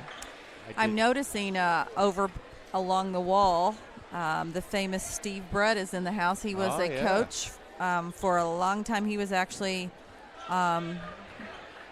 coached during the Sima State run. He and Ron McBride during 1994 for Bloomfield before class basketball. He was the coach when I played at Linton. Brett. There we go. Another Big sweet shot by Gage Sullivan is back on his horse. That's another Walton Funeral Service three-pointer. Yeah. I think he's coached at Shack and Mackett. Yes, coach. He was also my neighbor in Bloomfield. Yeah, he nice floater, and that'll good fall. move. Will Dowden with 2. 35-29, Miners by 6 minutes to play in this ball game on the Stanger home scoreboard. There's a pass knocked out of bounds, tried to go into Sullivan. Greg, I'm not understood why you didn't try to go with the Harrison James hairstyle when you were in high school. That's a whole new thing that I'm looking at out there. It probably would have crossed my mind, I'm sure. That is a statement. There you go. There you go. Kingston Crane on the right-hand side. If you would have done that back in those days, Greg, you would have never lived that down. No, those pictures would live for infamy on the internet. Up. Nice steal by Shorter. Wants to go the distance. Don't want that fourth foul. Up and off the glass. Good for Same Shorter. Nice hustle play. Yeah, and a timeout for Bloomfield. 5:25 to play. Quarter number 4 on the Stanger home scoreboard. 35-31 Miners. This is Rader Media Sports. Rick Krine's Auto Detailing is the place to take your car, truck, or off-road vehicle for complete auto detailing and cleaning, and a ceramic coat that'll make it shine. Call Rick at 812-201-9551. I'll make it shine like it's mine.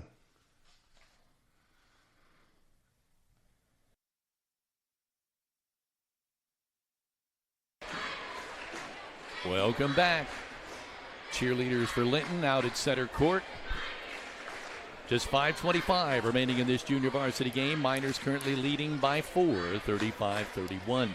Want to certainly invite you to stay tuned as soon as this game is complete for the Jordan and Vaught Insurance pregame show, where we start really delving into this Bloomfield-Linton matchup that we're waiting to see in the varsity contest to follow. I think probably in my years of playing, Greg and Kevin, probably the biggest win in my years was beating Bloomfield here the year that the gym was open. And I can remember winning it, celebrating in that same locker room down there, and everybody hooting and hollering and turning around, and Coach Brett was standing there to come in and give us congratulations. Yep. I thought that was a classy move by him. Yes. And I'm sure he heard a few things that probably weren't the best things to hear, but we were pretty happy with ourselves. Kingston Crane with the ball coming up. Now we got a full court press, as you might have expected here with this getting this late in the game. Lauer left-hand side off the iron, no good. He's usually coming the other way to shots. Wiseman. Pass is picked off. We're coming the other way. Kingston Crane with the ball on the left-hand side. Pass. Underneath Lauer, hooks it up, no good. He had just a little bit too much momentum going forward and couldn't get that off the glass. A little out of control.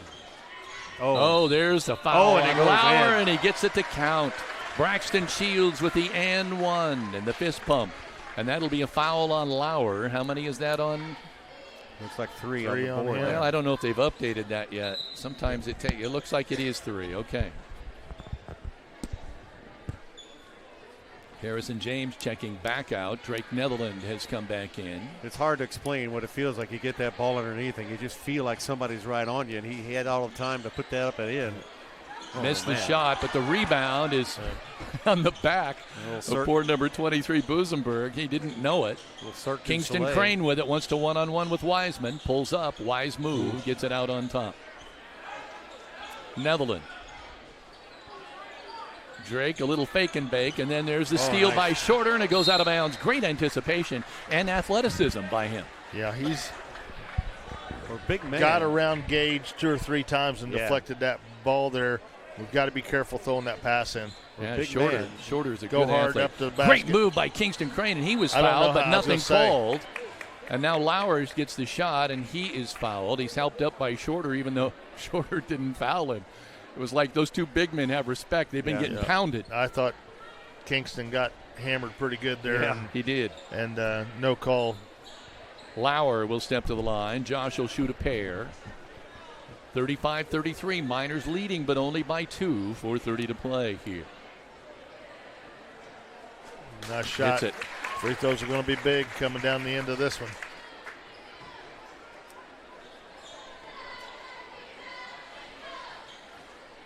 Still a few empty seats here. The band's starting to move into place, but we still have some empty seats if you want to get over here.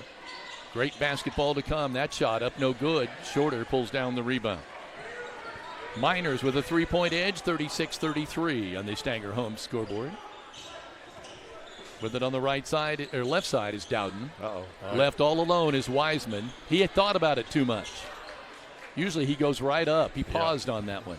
Kingston Crane on the right-hand side. Hook pass, wanting to go to Lauer, loses it, gets it back to Owen Smith. Back to Lauer, spins, goes back to Smith. Kingston Crane breaks to the hoop without the ball. Want to no work goal. here and get a good shot. Sullivan, scoop. Nice.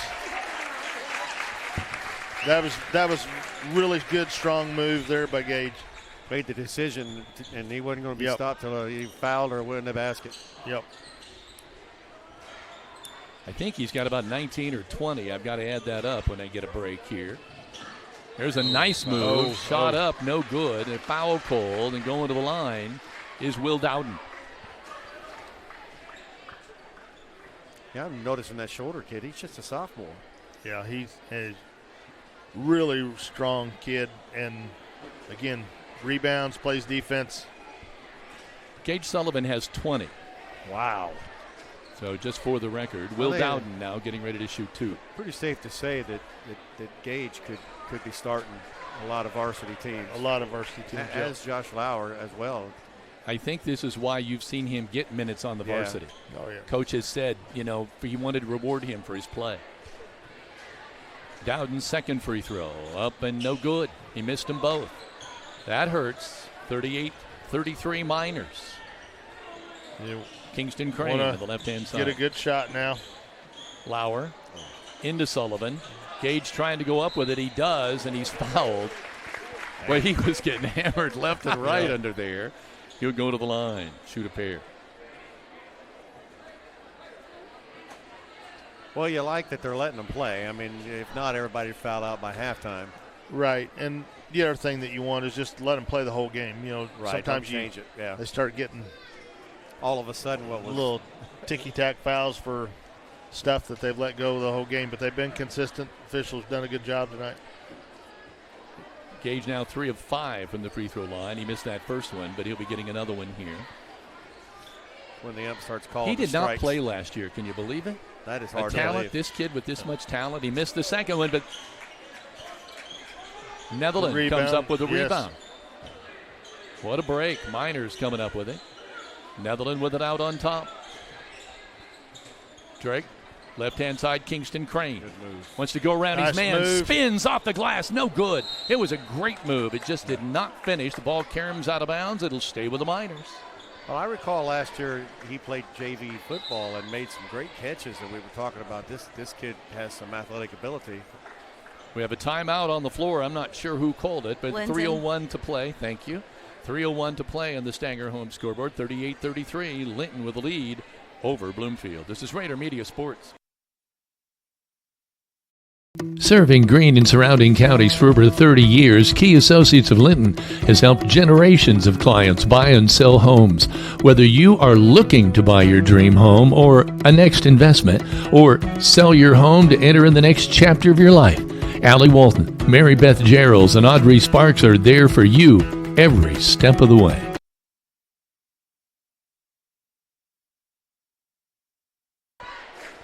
You know why we have a second here? I want to deliver some kudos because Heather and I heard the band practicing earlier today, and I've heard them in prior games.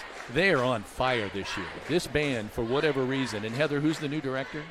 Jeff Mayfield. They are just going after it. Yeah, every time I've heard them, they sounded great. Just tremendous. I'm I just glad. want to give him some kudos to those kids and their band director. 3:01 to play. 38-33 Miners in the junior varsity game. This has been a back-and-forth tussle, but good warm-up. Miners just getting enough three-point shooting here, outside shooting, I think, to keep them on top. But it's been good sportsmanship and just hard-played basketball. That's good to see. Netherland wants to pull the trigger, and he can't find it, and he ran out of time. Wow. Well, you got to be counting on that. Yep. Yeah, 3 minutes to go in the contest. You're up by 5, and now you could have gone up by at least another 2. Coming the other way, Bloomfield. Wiseman wide open. No good. They pull down the rebound, kick it back out. He'll get another try. This one's good. Yes. You can tell as soon as cannot lose him. His 4th Walton Funeral Service tray of the night. 12 points for Wiseman. Kingston Crane on the right-hand side, moving with the left hand to the lane. Top of the key, gets it to the right side. Lauer out on top, Sullivan. Spin move. Pivot. Loses the ball. We're going the other way. Busenberg all alone. Gets it off the glass. Great defense His by 3rd Shorter. point, and just like that, it's 38-38. It started with that 5-second count. Boy, the 5-second count just killed him tonight. Netherland out on top. Again, they're having trouble getting the ball moving around here. Lauer takes the tray. Oh, boom! That's a big 3 there. Yeah, and he'd missed 2 or 3 of those. 6 points for Lauer. 41-38 Miners. 1:45 to play in the game. That was a big hoop. They're trying to get it to Wiseman. He's the man they want to handle the ball. Ooh, a little scoop shuffle, and it works. That kid's a player, too. Yes, he is. 41-40, 1:30 to play in the ball game. Miners lead by 1 on the Stanger home scoreboard. Ooh, I thought that was almost a travel. Kick it out to Owen Smith. And take your time and get your shot here. Yeah, need to get Gage. He's Lauer. good. No, that is Sullivan. Yeah, they switched on a screen out top, and Gage got the smaller guy on him. He needed to take advantage of that. He did. 22, maybe even 23 now. No help for Dowden there. Nope. Wiseman wide open. Goodness. Where is the defense on him? He comes wide open every single time, and he's knotted up at 43 all with just 49 seconds now remaining. Clock running. It's just appropriate, isn't it? Yep. I mean, it's just appropriate. Kingston Crane There we is go. knocked down by Busenberg, who's trying to make a play. How many team fouls is that? Looks like they've got 4 on, unless they've changed it. I wondered if, they may have already changed it. They're checking, I think, to make sure. Yeah, fourth. So the next time, the Miners will be shooting. But there may not be a next time. Yeah, 40 seconds remaining. 43-43. Miners trying to play for one shot. Owen Smith. Oh, there's the man. Sullivan wide open. Misses it. Lauer with the rebound. Kicks it out to Kingston Crane. Things are going to start getting a little haywire. 24 seconds now remaining. Clock running. Until Gage did Drake not want to give the Netherland. ball up. Spins it over to Lauer. He'll take the tray. No good. Rebound tipped. Tipped by Crane. You see Crane lean over and tip that ball to keep it in play for the Miners. Play. 11 seconds now remaining. We'll keep it right here for 43-43 all. And now what are they pointing to? They're figuring out where the ball's going to go out of bounds so the coach knows as far as draw and play it. 11.1 seconds. They had 2 great looks at the basket for 3 points. It would have been, the place would have erupted. Yeah, there was, Lauer had a really good look out here, just a little bit long.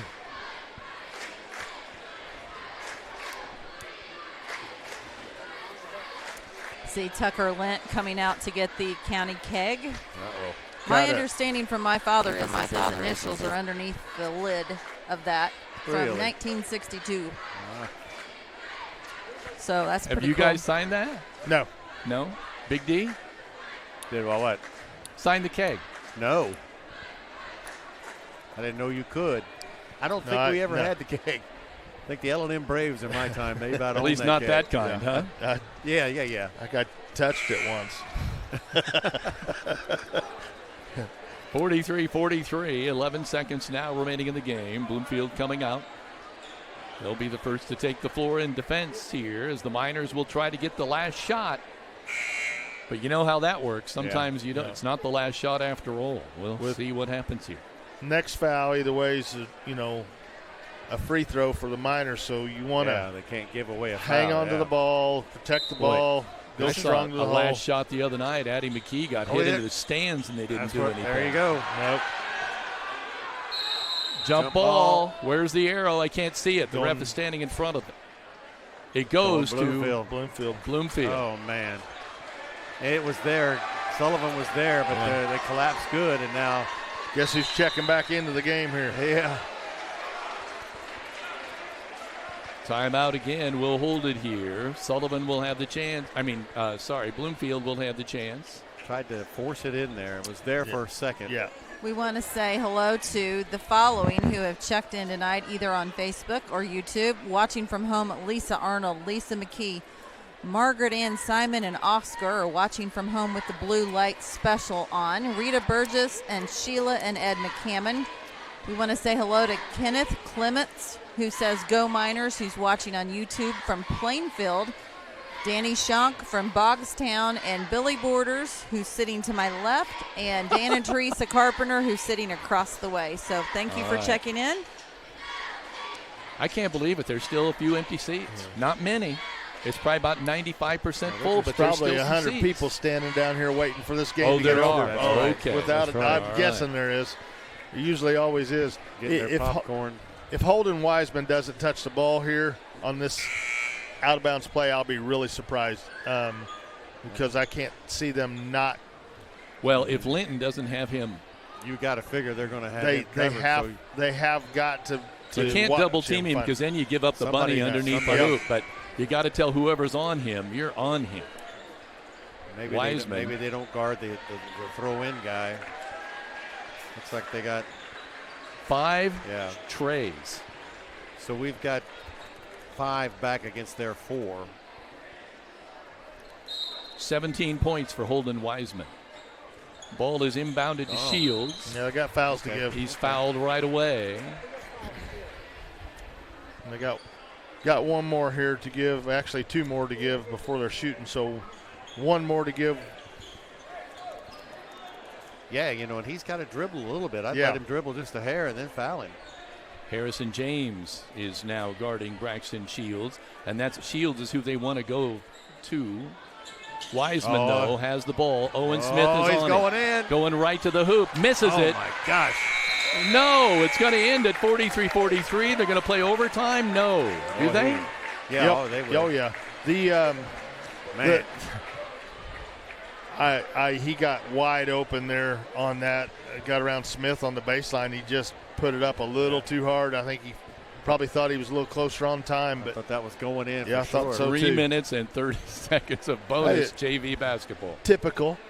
This is how just what you would expect. Oh, my gosh. It's been a well-played game, so we'll take That some has bonus been. time here. So we are going to say that we're going to give Key Associates another nod for not a quarter, but 3 minutes and 30 seconds. We want to say, remember to keep them in mind as they are your key to the very best. Allie Walton, Mary Beth Geralds, and Audrey Sparks of Linton. I guess we could call it the fifth quarter. I don't know. Yeah. But we've got bonus 3.5 minutes up on the clock. I'm just bracing myself. Why not do sudden death? Next shot wins. Half-court shots till somebody hits one. We're sitting here, again, free throws don't roll over. So, we're looking at a situation here where Bloomfield, next foul, Miners are shooting. 2 fouls for the, so I didn't know for the that. Miners. So, yeah, so they're going to it should be interesting. The Miners then, because we'll go to the line if we're hitting them. Yeah. Lauer will be jumping it up against Shorter. I keep waiting for the drums to kick in at any second right about. I just feel it. It's coming. They were all on my side last time we were here, so.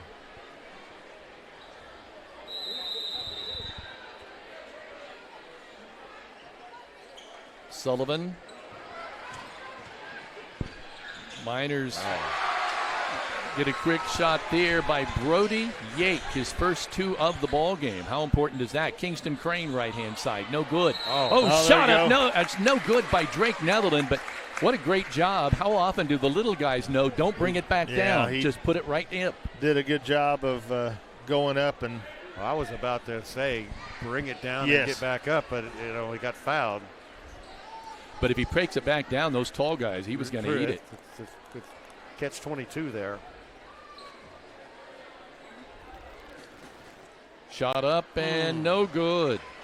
Drake will get another one. He's yet to score in tonight's ball game, but boy, he's played very well. He's the straw that stirs the drink in this offense at the point guard. Drake will get another one.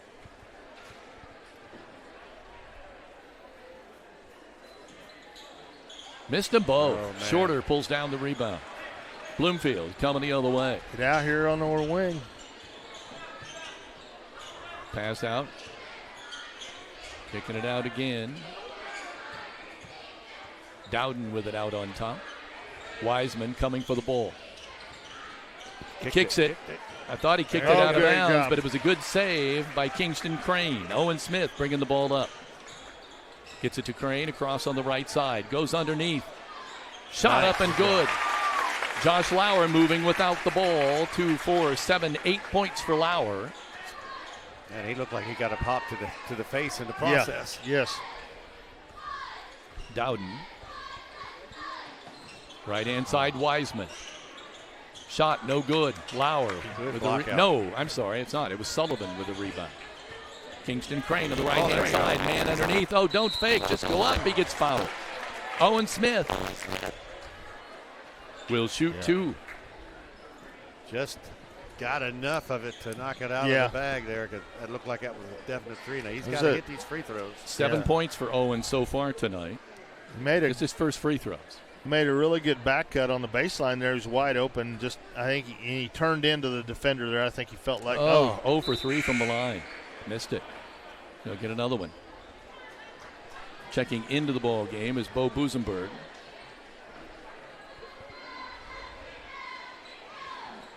Owen will get another one.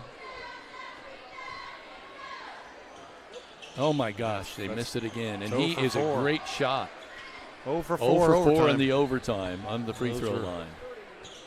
That's deflating. 45-45. Wiseman driving to the rack and gets the hoop. Where was that in that overtime? Last second shot. Following around the screen over there and got behind him. They've not been able to have an answer for Wiseman.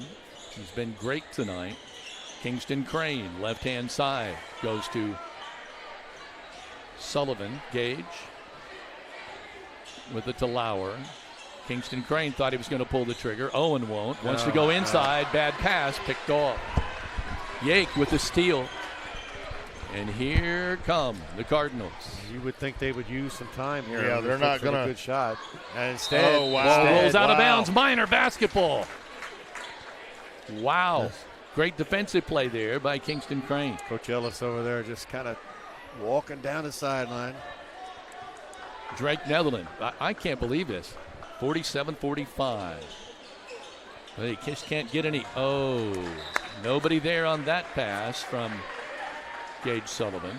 You must have thought somebody was going to be there. I think he was expecting Smith to come around, but they stepped up and bodied Smith up out here and kind of impeded his direction. So one of those you got to see where you're going. It was kind of a blind pass. Back-to-back possessions with turnovers and then a Miners make some substitutions here that are interesting. We can talk about those when we come back. It's 47-45.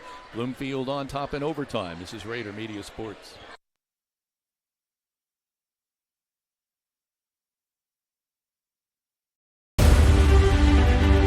City Linton employees are dedicated to providing the best and most reliable utility service, security, and safety for its families and students. As the new mayor, I agree with the sign, "You'll like Linton."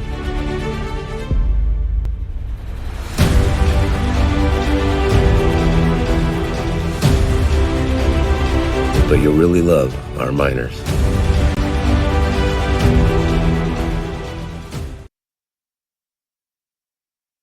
Looks like it could come down to the last shot once again. It is 47-45, though. Bloomfield has a 2-point advantage right now. Minute 17 is a lot of time. Yeah. A lot of time. But I'm guessing Bloomfield's going to be pretty deliberate in what they're looking for here as far as the shot goes. Miners are going to have to put a lot of pressure on and try to turn them over. Yeah, the longer they hold it, the Miners would have to foul. It'll be interesting to see here what the defense can do and what they'll do on offense. Shorter's back in the game for Bloomfield as well. Rosenberg on the right-hand side to Shields. Shields goes around a shorter screen, then gets it back to him. Off the glass, good. What a great give and go. Shorter makes it count. And that makes it a 4-point ball game. Now it's a whole new ball game. They got to get moving. Shorter with the steal again, and another foul call. You know, he's so good. He moves so fast. Sometimes he goes through them, though. Yeah. I think that's what happened there. That'll be a shot for Sullivan. Yeah, this is good. Stops the clock. Yeah, the clock's not moving, and got to be able to hit these. There is it now 0 for 4 in this overtime? Yeah. I mean, those 4 points, but the score would be tied right now. Yep. Gage. 3 bounces of the basketball. The shot up, no goodness. good. Oh, no, it fell. It caromed off and then finally fell for him. Magnet.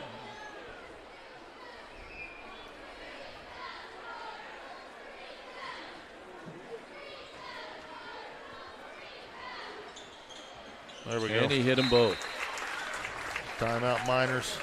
49-47. The Miners still trailing by 2. We'll keep this one here for this one. I want to send prayers and to the family and friends of Pat Vaught, son of Boomy and Sharon Vaught of Bloomfield. Boomy and Sharon were pretty big pillars in the city of Bloomfield, town of Bloomfield, and we just want to let the family know and the community know that you are in our prayers.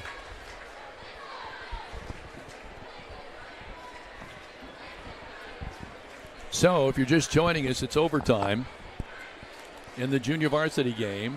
It's 49-47, Bloomfield by 2 with 49 seconds remaining.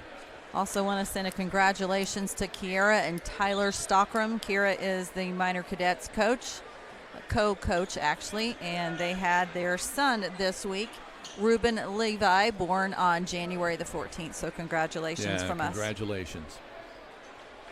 Just be prepared. Capricorns are hard-headed. 23 Busenberg to trigger the inbounds pass here. Long.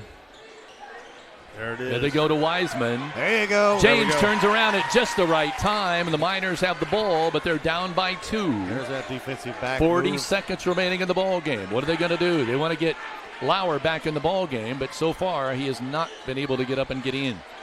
Gage Sullivan with it. Spins, goes back to Netherland. They look confused.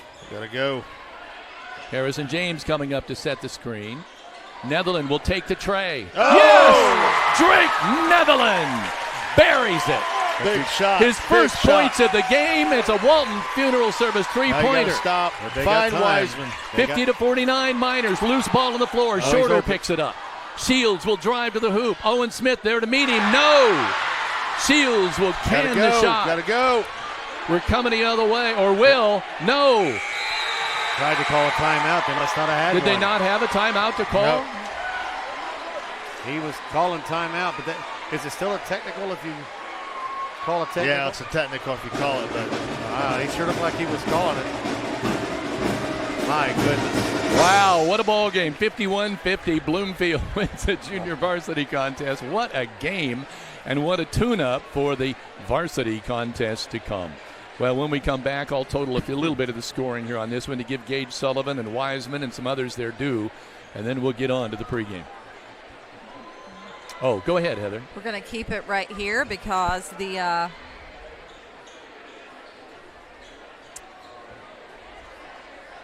sorry. Well, that was some action. I think hitting that three, the kids kind of forgot there was still 15 seconds to go. And they almost still got the ball back. A great move by number 4, Braxton Shields. And then I'm not sure what happened after that. I saw we had the loose ball out here, and you know, there's your instincts go after that loose ball. Yeah. Well, when they did, and they got possession of it, he was wide open. I'm still totaling up here. I will tell you how it stacks up for Linton-Stockton. Drake Netherland with 3 points. Owen Smith with 7. Reuben Goodman had 2. Kingston Crane had 6. Gage Sullivan had 24. Josh Lauer had 8. Now totaling it up for Bloomfield. Braxton Shields, 3, 5, 7, none bigger than that shot right at the buzzer. Will Dowden coming up with 4, 7 points as well. Bo Busenberg with 3. Brody Yake with 2. Holden Wiseman, 3, 6, 9, 12, 15, 17, 19 points for Wiseman. 1 for Leighton Graff. 2, 3, 4, 5, 6, 7, 8, 10, 12 for Same Shorter. So they win it by 1. We're going to take a quick timeout to hear from our pregame sponsor, Jordan Vaught Insurance. This is Raider Media Sports.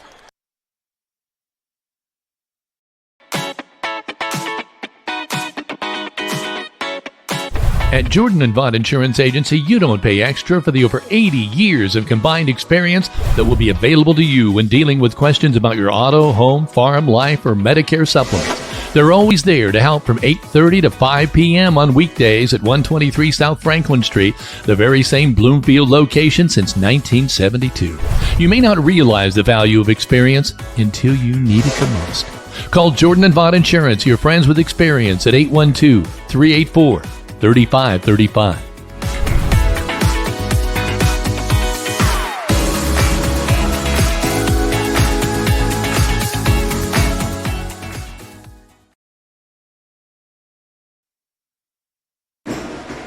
Welcome back to Raider Media Sports. We're getting ready for varsity action here between the Bloomfield Cardinals and the Linton-Stockton Miners.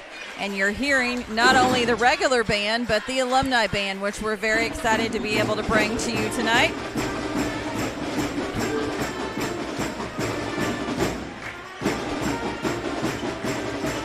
We've got the Miners ranked AP-wise 2A. They are at 5, number 5. Bloomfield is number 2 in the AP 1A behind the Clay City Eels in the USA Today. Miners are sitting at 5, Bloomfield at 3 behind Orleans and Clay City. So 2 games are going to affect how that pans out. Yeah, there's Big D, I may ask you to go ahead and repeat all that, because with that band playing, I don't know if you could be heard or not. Yeah, just in the AP poll, Miners are 5th in both the AP and the USA Today poll. Bloomfield is number 2 in the AP and number 3 in the USA Today. And I sent this to Heather earlier. This is something that I ran into by accident. The Miners in the last 11 seasons have the highest winning percentage in the state of Indiana. Yeah. 237 and 46, 84%, just ahead of the Bar Reeve Vikings. And is that for all classes or just 2A? All classes. That's everything. Wow, that's impressive. I was talking earlier too about the conference. It's the 6th rated conference in the state right now. We got number 1 Clay City in 1A, number 2 Bloomfield, number 5, and then you got number 5 Linton in 2A, but then you got North Davies and North Central both in there. Yeah. Just a really, really tough conference this year. They love their basketball in small town Indiana. Absolutely do. Well, you especially love it when it's good. Yeah. Yes. And these kids are good. Yeah, they are. Yeah, they're very good. We saw WRV knocked off Orleans, so that's saying something. Yeah. Well, I hate to keep doing the seat update, but there's still a few seats up here. Somebody wanted to come in at the last minute. You still got some opportunity, and I think it's going to be basketball you will remember. I'd say there's some bathroom breaks and concession breaks on because they know they're not getting up once the game starts. Once the game starts, you're probably not going anywhere. It's great to see Terry Schwinghammer walking up through the crowd. Not hard to miss Terry. Yes. At all. He was one of the guys that started as a sophomore, if I remember right, coming up through just a few classes ahead of me. He was part of those 3 sectional teams in the 70s that won. So, every once in a while I flash back to what it was like when it was Switz City Central. And that sectional was the be-all of everything at that time. I'll tell you, I have noticed one, it's not a major change, it's more cosmetic than anything else, but since the last time I followed the boys basketball team here, Paul Oliver has grown a beard. Yeah. And I'm wondering about the uniforms. Are these new? Because the other white ones. Now wait a minute. How can he grow a better beard than me? And he's only 16 or 17 years old. No kidding. Well, they call him a man-child, right? Yes.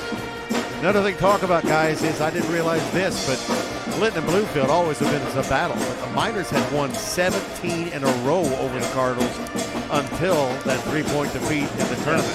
So not only was that a big win for the Cardinals, just to win that then, but you know what? I thought today that the last 40 years, though, Bloomfield has the advantage. Bloomfield dominated it for a long time, and Linton kind of went through and listened. In those 17, there were several games, overtime, last-second shots, a lot of great ball games. The last 21 has been 18-3 in favor of the Miners, but you got to go all the way back to 2015 when Bloomfield won 2 of 3 back then. But I'm like Greg, in my day and my time, Bloomfield was the kingpin. Yes. L&M Braves had a run there for a while, but Bloomfield has always been a stout program. But let's talk about the difference in the last game these two teams met, when Bloomfield won it by 2 points, but the Miners were 2 of 23. 2 of 23. Can that happen again? And if it does, what do we credit that to? Is it defense or just a bad night? I'm glad you said that, because both teams' shooting percentage, Linton was 34, Bloomfield was 34. That tells me there was strong, in-your-face defense. The Miners, 3 of 22, 23, and they were 1 of 10 in that deciding fourth quarter. That's just 13%. Bloomfield only put it up 12 times in three-point land. The other thing we talked about was the free throws. Bloomfield was 8 of 12 in that fourth quarter. They got to hit from the outside to free up Oliver on the inside. If you don't do that, it's just there's games like this come down to a lot of times how they're officiated too. Yeah. And so if they let them play like they let the JV game play, you're probably going to see a lot lower shooting percentage. Well, definitely. And certainly not a lot of trips to foul line. Paul had 4 fouls. Daly had 4 fouls in that first meeting, and it kind of affected how they could go. The other thing would be Neal didn't really hit a lot from the field. He was 2 of 8, so they did a good job on it, but he was 5 of 8 with the free throw, 3 of 5 on three-point land. Workman and Pace are 2 other guys that can hit. The Pace kind of is a tall, lanky kid that can hit from the three-pointer. Yeah, I mean, I kind of almost feel that we will see Paul go inside early, and see how the officials are going to let that rumble. Yeah. Well, it will be interesting because Blake Neal, as far as I can tell, is the leading scorer in 1A statewide with an average of 31 points every time he takes the floor. Yeah, again, I looked up too. He's second in the state behind the Mullins kid at Greenfield Central, who's going to UConn. So, he is the real deal. There's no doubt about it. And you can't, if he gets his average tonight, they'll probably come out on top. So you want to try to keep him in the 20s for sure and see how that works out. It's not an easy task. The offensive boards are also key. And both Paul had 4 of them, and like I said, what was his name? 30. Medina.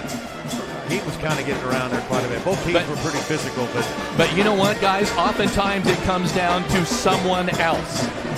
Who for the Linton Miners? I'll give each of you one pick.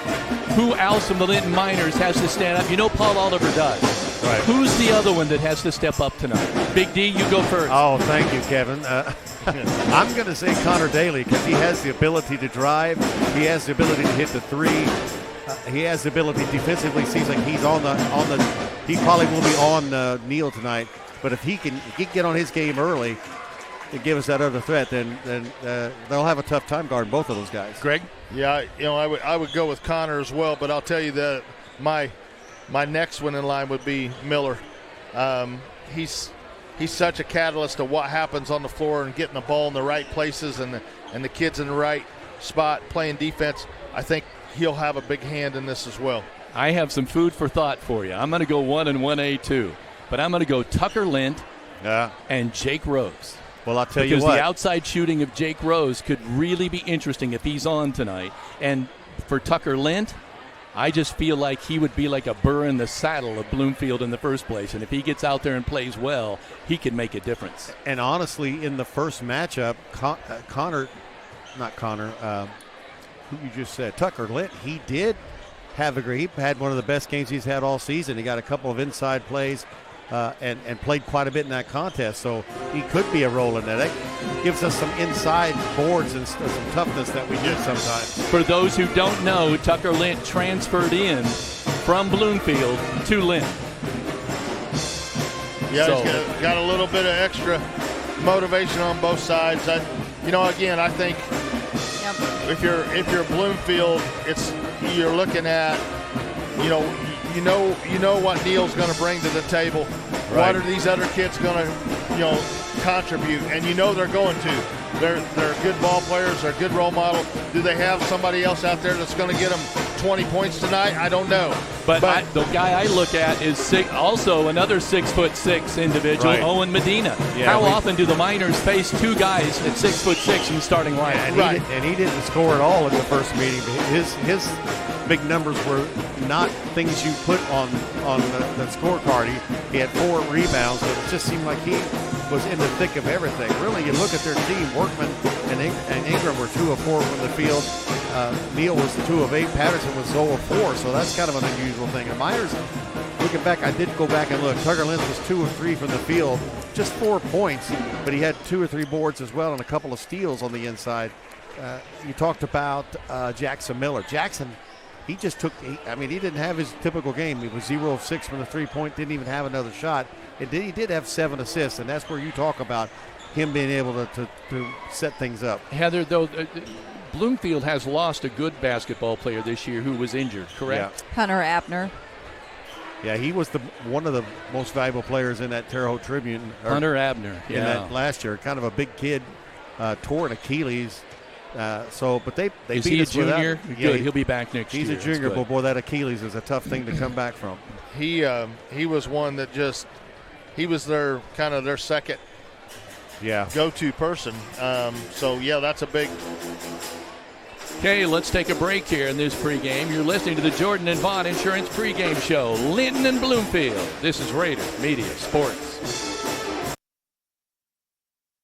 Got to get it in the air. Shot up. It's a three-pointer. Jackson Miller calls the big shot. Bingo! Oh, my God. We thank those Rader Media Sports sponsors who make our broadcast free to view for those at home, abroad, and who watch on the replay. Whether you're a Minor Pride sponsor,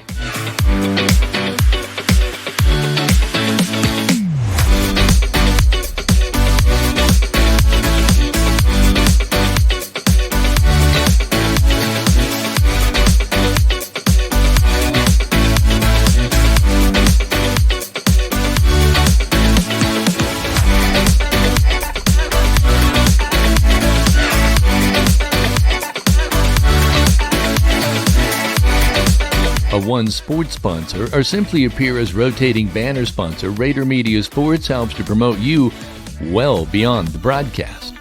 You appear in many live broadcasts each game night, but many rewatch after the final buzzer or horn, giving you increased exposure for years to come. You're listed on each sports web link on RaderMediaSports.com, giving visitors the opportunity to hyperlink directly back to your business website or social media page.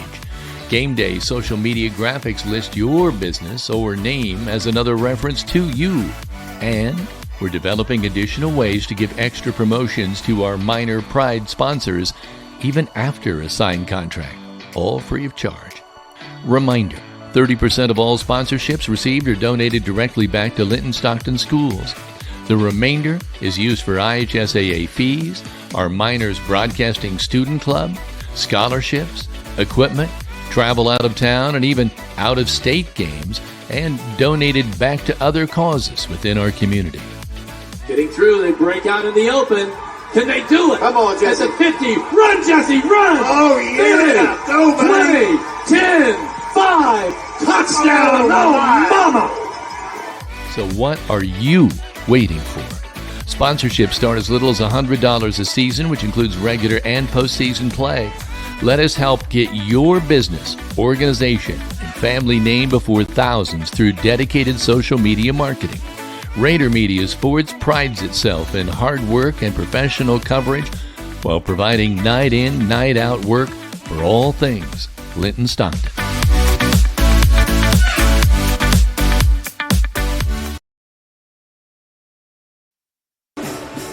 Welcome back to Rader Media Sports. We'd like to give a couple of nods to some of our sponsors that you're going to see tonight in rotation. Obviously, we are in the Jordan Vought Insurance pregame show, so call Ross and his staff at 812-384-3535. They're in Bloomfield today.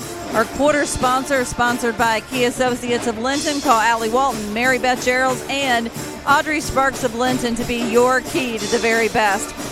Walton Funeral Service serves as our three-point shot sponsor, and they are dedicated to funeral pre-planning with professional and compassionate service that leaves kind memories since 1915. So call Todd and Cindy Walton of Linton or Spencer to be your lamp of hope when you need them most. Starting lineups tonight will be brought to you by Klusner Constructions. Whether it is a remodel or a new construction home, you know it will be done right the first time every single time you choose Tony and his crew. So call Tony Klusner or Bart Wade of Linton today. Stanger Homes is our scoreboard sponsor, and did you know that over 30% of homes sold were in the winter months? So don't wait. Give her a call at Stanger Homes at 812-219-2307. And finally, E2 Custom Creations is our post-game sponsor, and they're taking pre-orders now for Mother's Day and 2025 graduations. They can pretty much laser engrave on just about anything. So call them at 812-798-0174 or find them on Facebook at E2 Customs Creations today. And during the E2 Custom Creations post-game show, we'll hear from Coach Matt Britton, have wrap-up of stats from both sides of the court, so stay tuned. Kevin? I did speak with Coach Britton a little bit today, you guys, and I did ask him a little bit about how are you going to try to handle Blake Neal, and he said there will never be the same person on him. Yeah. So every time Blake Neal comes up the floor, he'll be facing somebody different. What challenge does that present? Everybody defends a little different. And, you know, it presents a little bit different issues. You got people with a little more size, a little more quickness. it'll be interesting to see how that all plays out. But absolutely, anything you can do to try to disrupt him a little bit of keep him from getting in a rhythm is going to be helpful. And I also think that's going to keep some freshness. If he's able to score a couple times on you, mentally you kind of let up a little bit, and we can put 3 or 4 guys really that have the same kind of feel on him. So this is Rader Media Sports.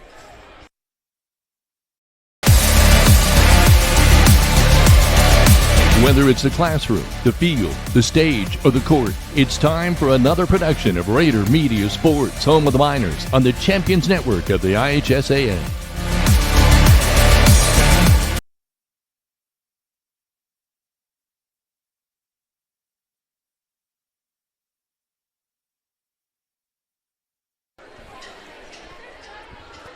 There's still about a minute and a half yet before the opening festivities here.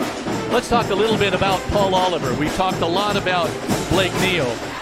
Paul Oliver's coming into this game averaging 18 points a night. He's no slouch. No, Paul's a hard handle for anybody. There's not a lot of kids that are going to match up to him size or athleticism-wise, and you certainly don't want to get in front of him when he's coming down the lane. So, I would expect them to put a lot of pressure, double on him a little bit. Again, same thing that you're talking about with Neal. Try to disrupt him just a little bit, get him out of a rhythm. Yeah, I think that, as Greg has mentioned earlier, how the officiating is called, how much they let him play. Paul sometimes can make the decision to charge that lane and get in there, and they pick up some charging fouls on him early. He gets in foul trouble, that'll be something to worry about. Yeah, that would be huge. We're now just seconds away from the opening festivities, which, of course, will include the national anthem and the introduction of the starting lineups. As Heather pointed out earlier, brought to you by Klusner Construction. This is a first 1 to 45 game for me. What's that? This is the first 1 to 45. I don't see this game. If this game gets up in the 60s, I think the Miners win. If it stays down in those where it's a little more controlled possessions, a lot of longer possessions, I think it's going to be tight, and Bloomfield's going to be right where they want to be. And it was 46 to 43, so yeah. You're kind of right on the nose. I think it'll be a lot like the last one.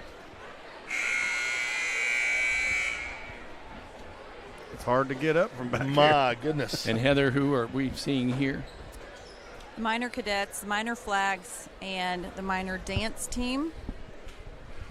And our own Leah McKee, the Minor Broadcasting Club student, is carrying tonight's American flag.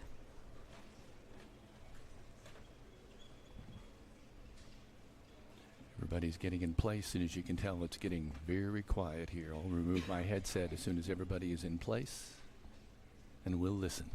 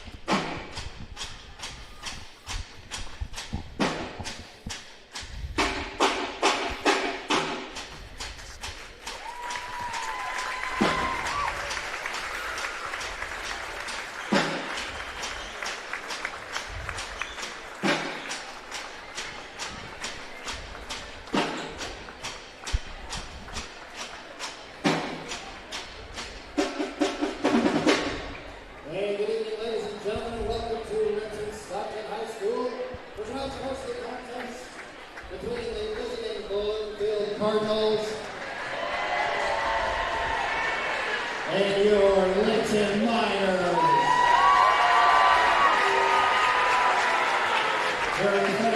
First of all, for the visiting Cardinals. Starting at forward, the 6'6" junior, number 3, Blake Neal. And a guard, the 5'10" senior, number 5, Lance Workman. And a guard, the 5'6" sophomore, number 10, Tyler Patterson. And a forward, the 6'1" senior, number 22, Jaden Ingram. And number 4 is 6'6" junior, number 3, Owen Medina. The Cardinals on Coach Master Nate O'Neill.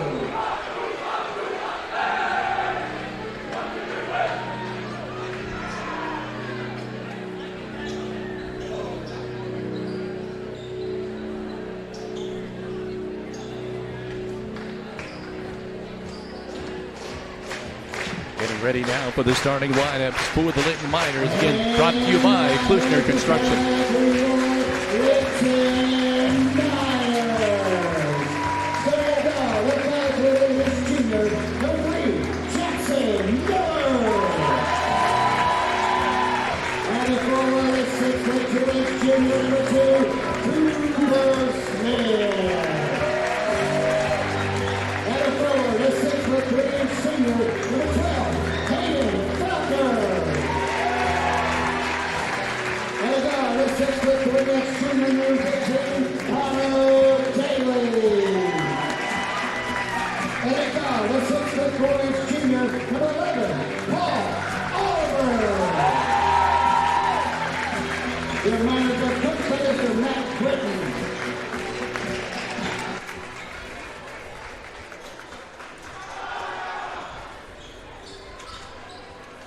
With that, we are ready for basketball.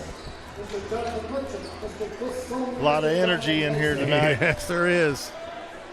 Your graphic, do we not want to show that? With the announcing, everybody? No? I have a number of times. Oh, okay. I didn't know that. That's okay. Sorry, I didn't know that. So we're ready for the tip. Owen Medina, 6'6", jumping up against Paul Oliver at 6'4", and we are set for basketball. How important a quick start, Greg? It's going to be real important for both of these teams. Oliver controls the tip. To do. We're coming this way. Bloomfield in Jackson a 3-2 zone. Connor Daly looking inside, nothing doing there to Oliver. Seems like he's being picked up right now by Jaden Ingram. They did run They're this in his 3-2, zone, though, aren't they? They did run this 3-2 a lot against us that game. I remember that. They extend out on the wings. Really makes that shot outside. There we go. Yeah, that caused the turnover. Extend those wings out there and make it difficult to swing the ball. Connor Daly was wide open in the corner over there, but they went to the wing instead of to the corner. And you're going to have to break it down in the middle, too. Tyler Patterson working on the left side. Cooper Patterson. Smith on Neal right now. Now they go to the right side. Blake Neal, first jumper of the ball game. No good. Off the rim. Connor Daly with the rebound. We're coming the other way. Now Jackson Miller. Bloomfield switched up, going man here. Connor Daly. Yep, they're going to do this. They did this last game when they played as well, right? Switch the defense up. Yeah, and it really messed us up offensively, rhythmically. Looks Daly. like the Bloomfield crowd is rearranging their student group right in the middle of the game. I see that. Interesting. Oliver out on top. Filtner. Daly.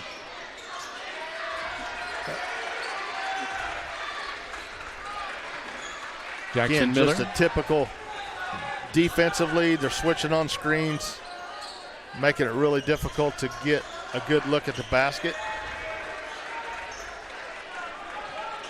Oliver. And here's in the pass when Paulus just seized control and drove the lane. Paul had the ball out Oliver. There it is. Off the glass, too hard. Rebound up, no good. Oh. Foul. And it's going to be called on number 30, I believe, Owen Medina. They get him or Neal? We'll see. No, they got Medina. Real quick for the people asking what the graphic is this one here on the screen, which details our broadcast team tonight from left to right: Kevin Rader, Greg Elliott, Dan Phillips, Bill Reilly, myself, Leah, McKee, and Adeline Walton. Paul Oliver gets that first free throw. The Miners strike first, 1-0. When he drives the lane, Greg, I mean, he's got the ability to get by there, and we attack and draw fouls. This will be key. I think he's amazingly quick. Yeah. He's deceptively quick for a big man. For a big guy. Or the trip before that down on the wing, he was thinking about going in there, and Blake Neal was helping over in the middle of the lane. So it'll be interesting to see how that looks. There we go. Neal with the ball. Cooper Smith on him. Then he gets double teamed by Feltner. Now they're going to go inside. Ingram wants to take the shot. No good. Oliver rejects. We're coming the other way. Cooper Smith. Now he gets his pocket pick. There we go. Tyler Patterson coming the other way. Wanting to push it. There it is. Jumper left side. No good. Another clank for Blake Neal. 0 for 2 so far from the field. Jackson Miller. Oliver. 2-0 Miners. If you just join us, we're just underway. They go underneath the Paul. He tries to go up. Ball knocked away from behind by Lance Workman. Well, that was a tough entrance pass by Yes, Feltner. it was. Yes, it was. Here comes Tucker. Here comes Lentz in the ball game for Feltner. Yeah, big substitution here. Tucker Lent into the ball game. Shot there, up no good by Cooper Smith.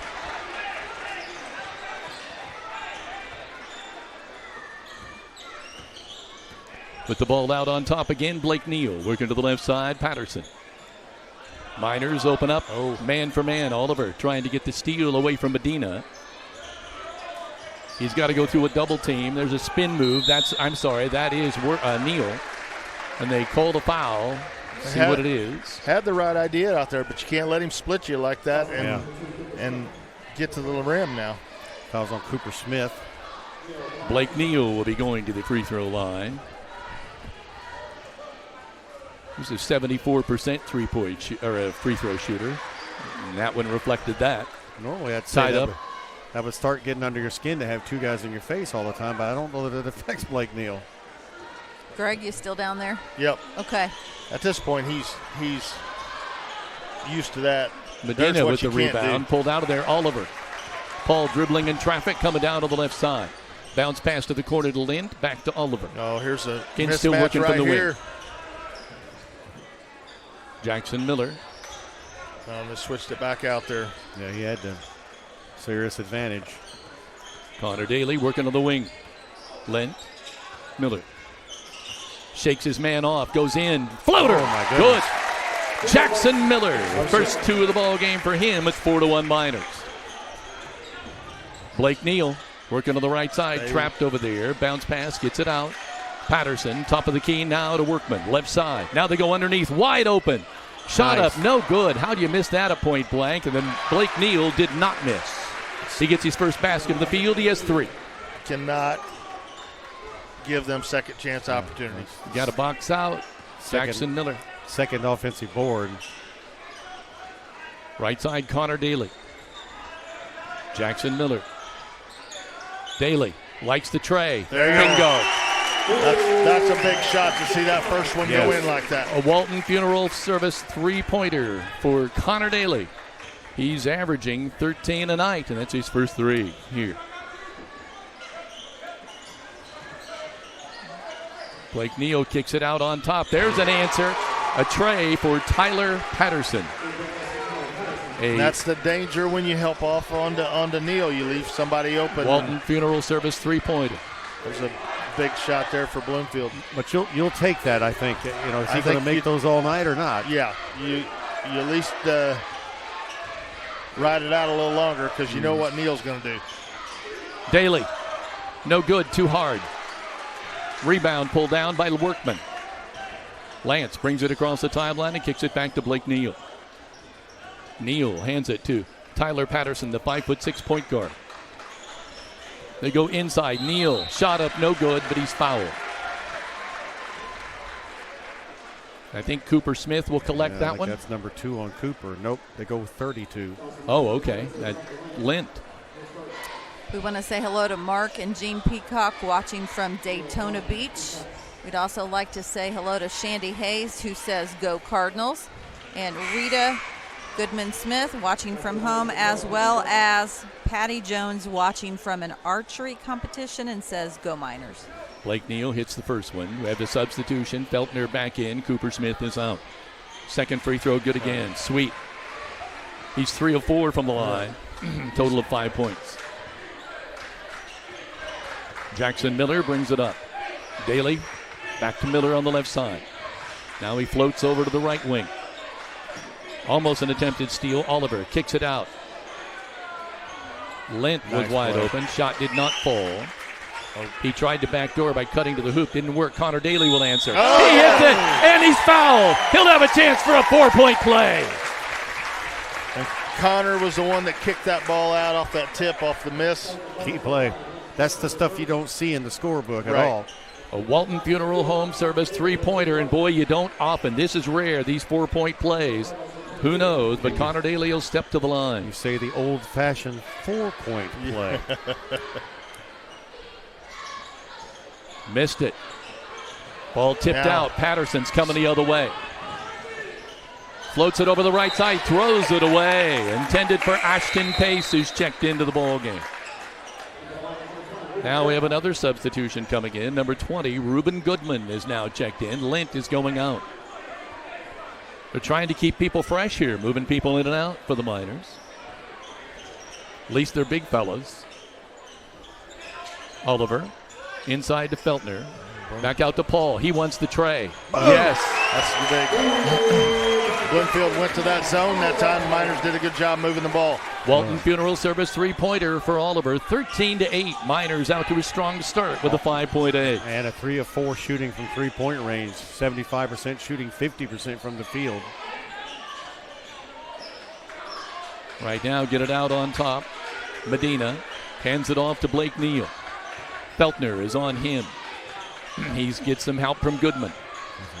Now there's the drive. Up, no good. Rebound pulled out of there by Goodman. Jackson Miller on the right-hand side to Oliver. Whips it left side to Daly. Baseline jumper. Feltner off, no good. Rebound, Daly. He's fouled by a reach-in. Number 10, Tyler Patterson will collect the foul.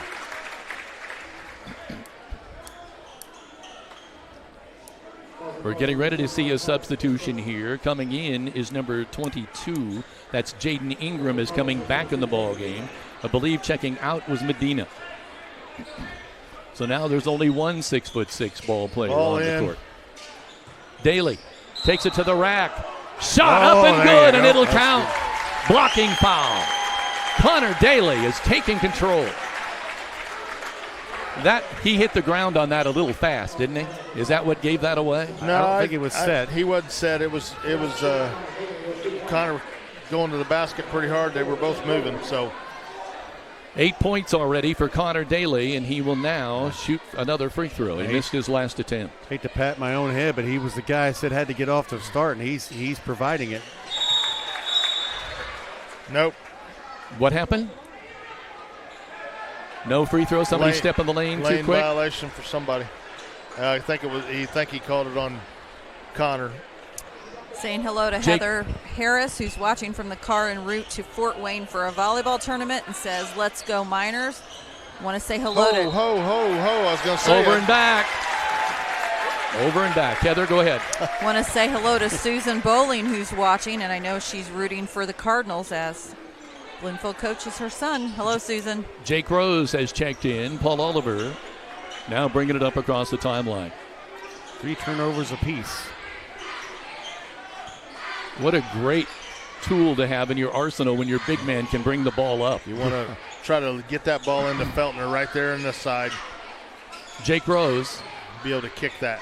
Yeah, they're trying to draw them out, aren't they? Jake's got that three-pointer. He can take it over there in the left-hand corner.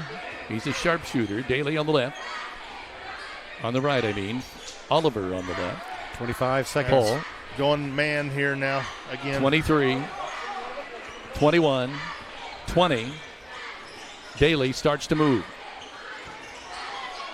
Is it out on top to Goodman? Goodman to Oliver. Oliver around the Jake Rose screen. Back out on top, Daly. Nobody else moving. Daly will take it to the hoop. Over Blake Neal off the glass. Connor Daly is on fire. Shot at the buzzer, no good. We're played one quarter in Linton, and the Miners have a commanding 17-8 lead on the Stanger home scoreboard over Bloomfield. This is Raider Media Sports.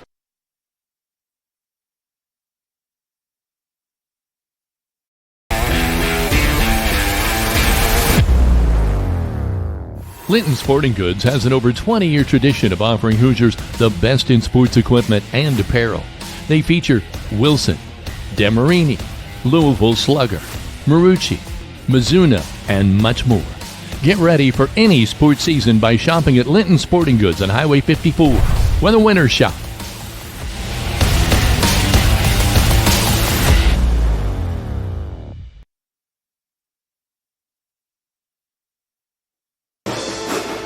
The grill is a Linton tradition that's lasted over 100 years, and the same family for the last 40 open 7 days a week with steak night every Friday and Saturday night. You can dine in or carry out at this eatery located in the heart of downtown Linton. Fish Monuments located at 289 A Street Northeast in Linton. They'll meet with you to design your special cemetery monument. Whether you're pre-planning or have recently experienced the death of a loved one, contact Fish Monuments in Linton or reach out to them by phone at 930-236-3002. Can we keep it up, Greg? That's 55% from the field, 75% from three-point. Off to a nice start. Connor Daly, 2 of 3 from the field, 2 of 2. Actually 4 or 5 from the field, 2 of 2 3-pointers. Ingram tries to back in. He packs it in, tries to go over Lint. No way. Oliver pulls down the rebound behind his back. Dribbling through traffic, gets it to the corner. Feltner back out on top. Jackson Miller on the left wing. Now dribbles out on top. Yo-yo dribble to set up the offense. Right side, Rose. Bounce pass, Oliver. They sag. He shoots. Baseline. 2 for Paul back. Oliver. Step back baseline shot. You can't defend that. Nope. 7 Here you go, in the right game here. for Oliver. Blake Neal wants the ball. He's got it, and he travels. Defense he also him. missed the shot, by the way. He's going to catch on fire. You know the time will come. But going to have his run at some point. But Connor Daly checks in, and Feltner goes out. This second quarter is sponsored by Key Associates of Linton. Jackson Miller will bring it up.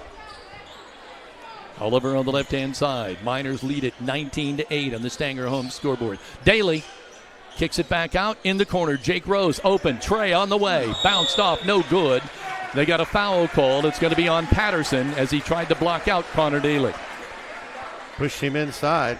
Connor's fired up. Yeah, that's 2 on Patterson. It was a good look there. Miners patient on offense. Same thing. We just got to stay that. There we go. There inbounds to Oliver from Jake Rose. Paul Oliver. 2, 4, 6, 9 for Oliver. Miners lead 21-8. Patterson on the left side going to Neal. Ball stolen. Great defense by Jackson Miller. Coming the other way. Oliver.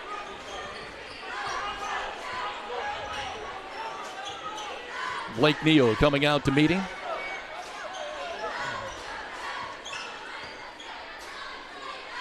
Spins it on the left side to Jake Rose. Out on top, Miller. Back to Oliver. The ball knocked away by Neal.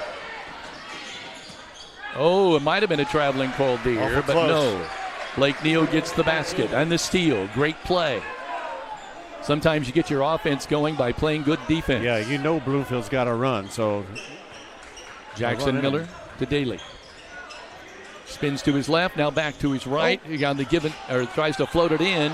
Great save by Lint to oh no, they say stepped on the in-line. Didn't establish himself when he came back in. Tucker wasn't looking for the ball. Almost made a big save there, but just a little real athletic attempt there to save out that. of sync there the last couple trips down the floor. They're going to have to do a better job of just calming down a little bit and running their offense. Patterson, right-hand side to Workman. Looking for Blake Neal. No. Goes in the right corner. Ingram. Shot. Oh, hits the backboard. It was way off. There he tries to follow, and he does a great job following his shot. He was fouled in the attempt, and he'll go to the line. That's one of those you hate. Ball hits the top of the backboard on the shot. Comes off weird, kind of out of position, and don't really know where that's going to land. No. But Ingram did a good job following his shot. That's what you're supposed to do. He'll get the free throw. Second foul on Daly. Good. Yeah. Yeah, you don't want to see that. And he's been kind of the catalyst. He and Oliver. Is that a second? They've got him for one on the board. Oh, okay. Okay. So change. 8 points for Connor Daly. Yep. I have him for 9 for Oliver. Second free throw up, no good. One. Miners will rebound. Daly to Jackson Miller. Right side, Oliver. Left side, Miller. Give it in there to Paul. Gets it to Paul. There you go. Two best guys. Spin on the left. Foul. There you go. That's exactly Blake what you Neal. want to do. If you're Linton and you can get that matchup, you want to let Paul go to work there because, again, that's first on Neal, and just keep taking it at him. That's what I thought we'd see because we had success for that up at Terre Haute. Paul, free throw, no good. That's his first missed free throw. He's now 2 of 3 from the line.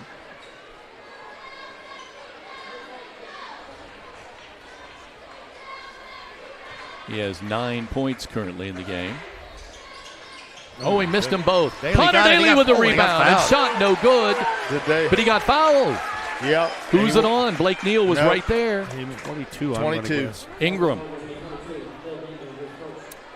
Jaden Ingram collects the foul. And, boy, you nailed it with Connor Daly, Big D.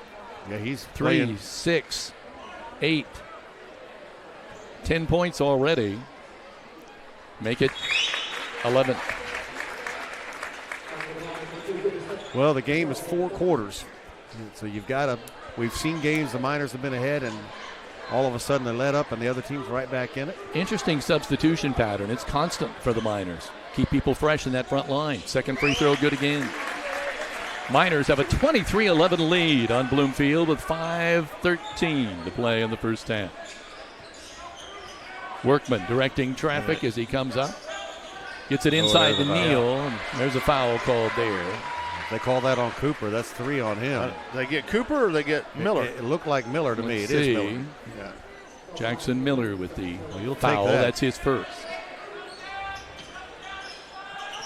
Oh, Workman on the left side. Jumper on the way for Neal. Oh, good. Yeah. Wow, it was a beautiful shot. A Walton Funeral Service tray for Blake Neal, and he was way out there, folks, well beyond the three-point arc. The defense got out there on Paul him. Oliver trying to respond. Up, no good. Rebound coming the other way. Ingram gets it back to Workman. Left side. Daly on him. Now he can hit. Shot on the right side. Up, no good. Oliver attempts for the rebound. But the Miners want a timeout. They get the rebound. Feltner pulls it down. Miner possession when we come back. 4:33 to play here in the first half of play. 23-14 Miners. Best of luck to the Linton Miners this season. Bender Lumber proudly supports our area student athletes. From building supplies to expert help with your projects, Bender Lumber has you covered. Everyone at Bender Lumber in Linton is rooting for the Linton Miners. At Indiana Farm Bureau, we're not just good at insurance, we're good at your insurance. Talk to your local agent, Jathan Wright. He's here for you, whether you want to talk in person, get started online, or you can call him at 812-798-2615. Start with Indiana Farm Bureau Insurance and stop knocking on wood.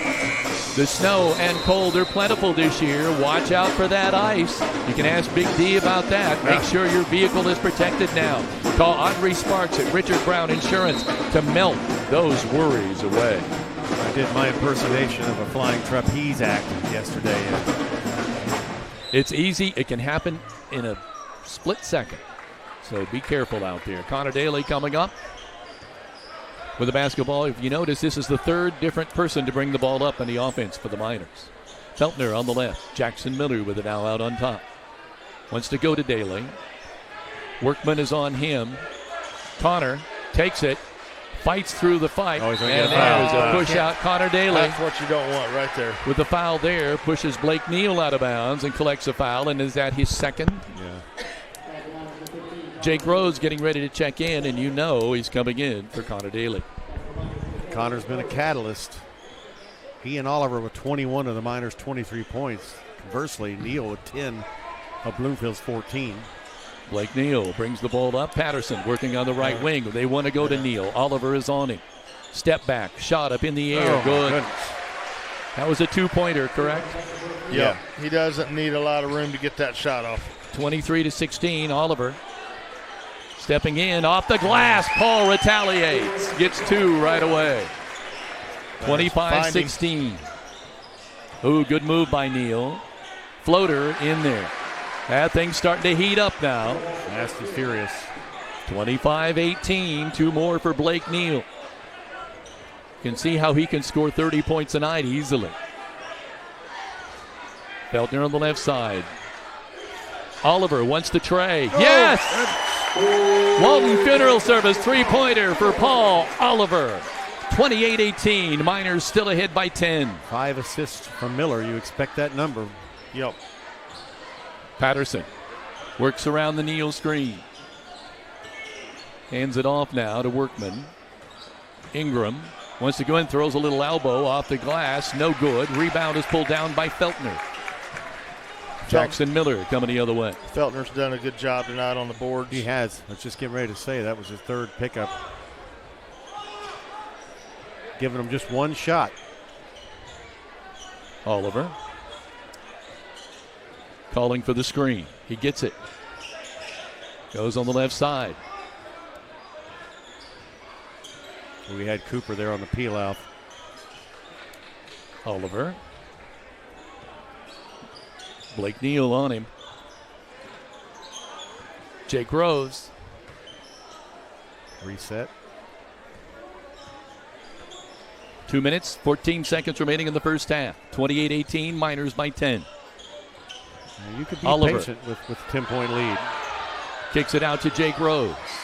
Out on top again to Jackson Miller. I think Feltner was open on the baseline, but they did not see him over there. Being extremely patient here. Everybody's nice and quiet. Miners be content here to get a good shot or run this clock down and get the last shot. 1:45 to play. Clock running. First half. Jake Rose starts to make a move. Pulls up. Feltner. Watch out getting picked. And his own man, Jackson Miller, coming up behind him. Back out on top to Oliver. There he sees it. Wants to go on Neal. Floater, no good. Rebound is pulled down by Blake Neal. Off and running. Stay with him. He's getting pestered. Shot on the left-hand side. Up no good. Rebound by Jackson Miller. Workman's jump shot just not falling. Oliver kicks it out to Jake Rose. I thought he'd take that. He did not. 1 minute to play in first half. Smart move there. Pull it out. Yeah. I mean, up 10, they will work for the good shot. Paul had a decent shot, a little bit of body into him. I like that the officials aren't calling it, though. Jake Rose, the freshman. Jackson Miller, Paul Oliver. They're just killing time here, folks. Isn't that a country song? Just killing time. Killing time. Rose out on top. Jake Rose. 24 seconds now remaining. Clock running first half. They've had the ball for, is it almost 2 minutes? Yeah, Bloomfield came down, took the quick shot. 14, 13, 12, 11, 10. There it is. 9, 8, 7, gotta get 6. it for travel, and he hits it. 7 seconds left. Paul Oliver wants a foul. He did not get it, but they do get the jumper. Now he's got a question for the referee, but he does get the jump shot, right? No, he travels. No? He travels. Oh, he traveled. That is the 6th turnover for the Miners, and that one was costly. That would have been sweet to go in on that shot. Watch Neal. It would have been Workman coming up, trying to sprint his way up against Jackson Miller. Jumper, and he gets it. That's a first points of the ball game by Lance Workman. So it's 28-20 at intermission on the Stanger scoreboard. Stanger Homes scoreboard. Miners lead it 28-20 at the intermission. We'll be back with a halftime show when we come back. This is Rader Media Sports. century, you have seen a lamp as our logo. This is the lamp of hope. It is a symbol that though we will go through darkness at the time of loss, there is a light that leads us to a greater eternity. It also reflects that we will be a light to help you through this difficult time. We're here when you need us most.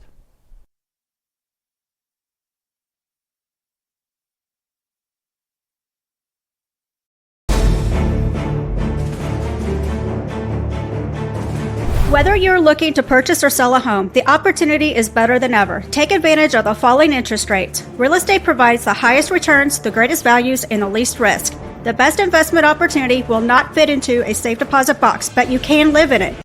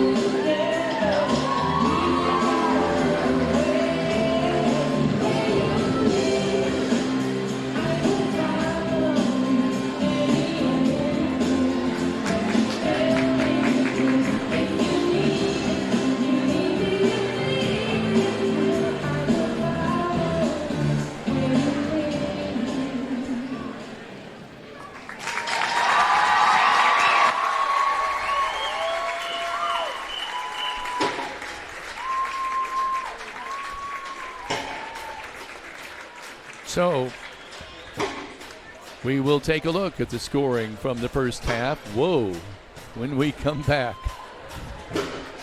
It is 28-20, Miners leading by 8 on the Stanger home scoreboard. This is Raider Media Sports.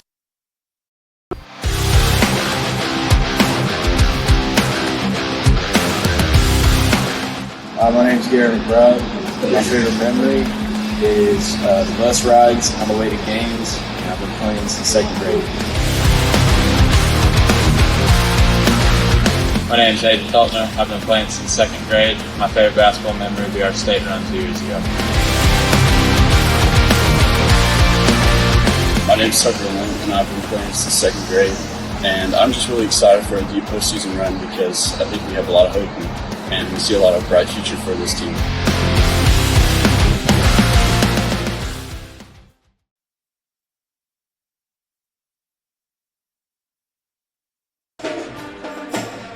The band is entertaining us here, and Heather, it is the alumni band and the school band. It is. That's cool tonight. They're entertaining us at halftime. But Big D, you have the hard part. You have to talk over this. Bring us up to date on these stats that you and Heather have been working on. Well, the Miners come out tonight. The first quarter was really, Connor Daly with 10 points in that first quarter, and then he only had 2 in the second quarter. That was Paul Oliver time. He got 9 of his 14 in the second quarter. Paul leads the Miners. He's 3 of 6 from the field, 2 of 2 from three-point land. So he's shooting 62% right now, 2 of 3 from the free throw line, 14 points to lead the Miners. Connor Daly is right behind him with 12. He's 4 of 6 from the field. He's also 2 of 2 from the three-point line and has been at the free throw line 2 of 4 times, so he's got 12. Besides that, he's got 2 points from Jackson Miller on a shot from the field. That gives the Miners a total of 28. The Miners are shooting 53%, 10 of 19 from the field, 4 of 6, night and day from the first meeting earlier this year, 67%, 4 of 7 from the free throw line for 57%. For the Cardinals, pretty much led by Blake Neal as we thought. He's 4 for 4 from the field, 1 of 3 from 3, 3 of 4 from the line. He's got 14 points. Other than him, 5 from Tyler Patterson. He had a 3-pointer, 1 of 2 from the field, and 1 point from Jaden Ingram on a 1 of 2 performance from the line. They have 20 points. They're shooting just 39%, 7 of 18, and 2 of 7. That's 29% from three-point line. 4 of 6 from the free throw line, 6 of 7. Turnovers are even, 6 even as well for both teams. 4 fouls for the Miners, 6 for the Cardinals in that first stanza, and it was kind of back and forth as we thought. Leading the Miners on the defensive side of things are Connor Daly and Paul Oliver with 3 each. On the Bloomfield side, it's a Blake Neal with 4 of them, 5 assists from Jackson Miller, as you would expect. Kind of going as we kind of expected, but the Miners have got to expect Bloomfield's going to have a little bit of run. They got to keep up that defensive intensity. Yeah, that last 20 seconds of the first half was a big momentum swing because Miners are in control. They're going to get the last shot, get the travel, then they come down and hit the 2. So we hold them for 2 minutes and come out -2. Yeah. You know, you go from a positive 12 to a positive 8, and then they go in with a little bit of momentum. Right. And so this first 2, 3, 4 minutes here, this third quarter is going to be big. Miners need to come back out and see what kind of adjustments each of them have made here. All right, you guys. And Heather, I know we've got kind of a special segment about ready to go on here. You want to tell us about it? Well, we have our student reporter assistant, Leah McKee, going down to the band. She's going to interview the band director here about what it means to have the alumni and the regular band playing at a time. If we have a few moments here. That's not something that we did it last year, I believe, which was kind of a new thing. I don't remember the alumni band being a part of the thing. I think it's a great idea to bring people back. Yeah, it's pretty neat.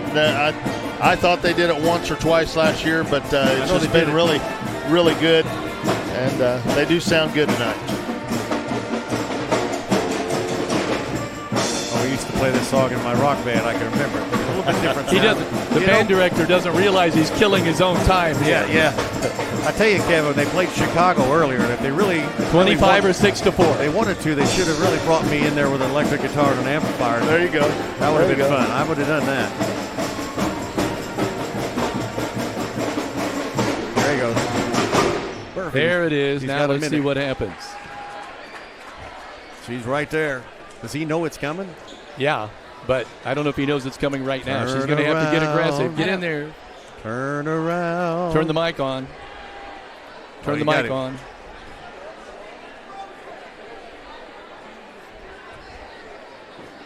Hello, I'm Leah McKee, and I'm here with Mr. Mayfield. Hi. And tonight is alumni night for the band.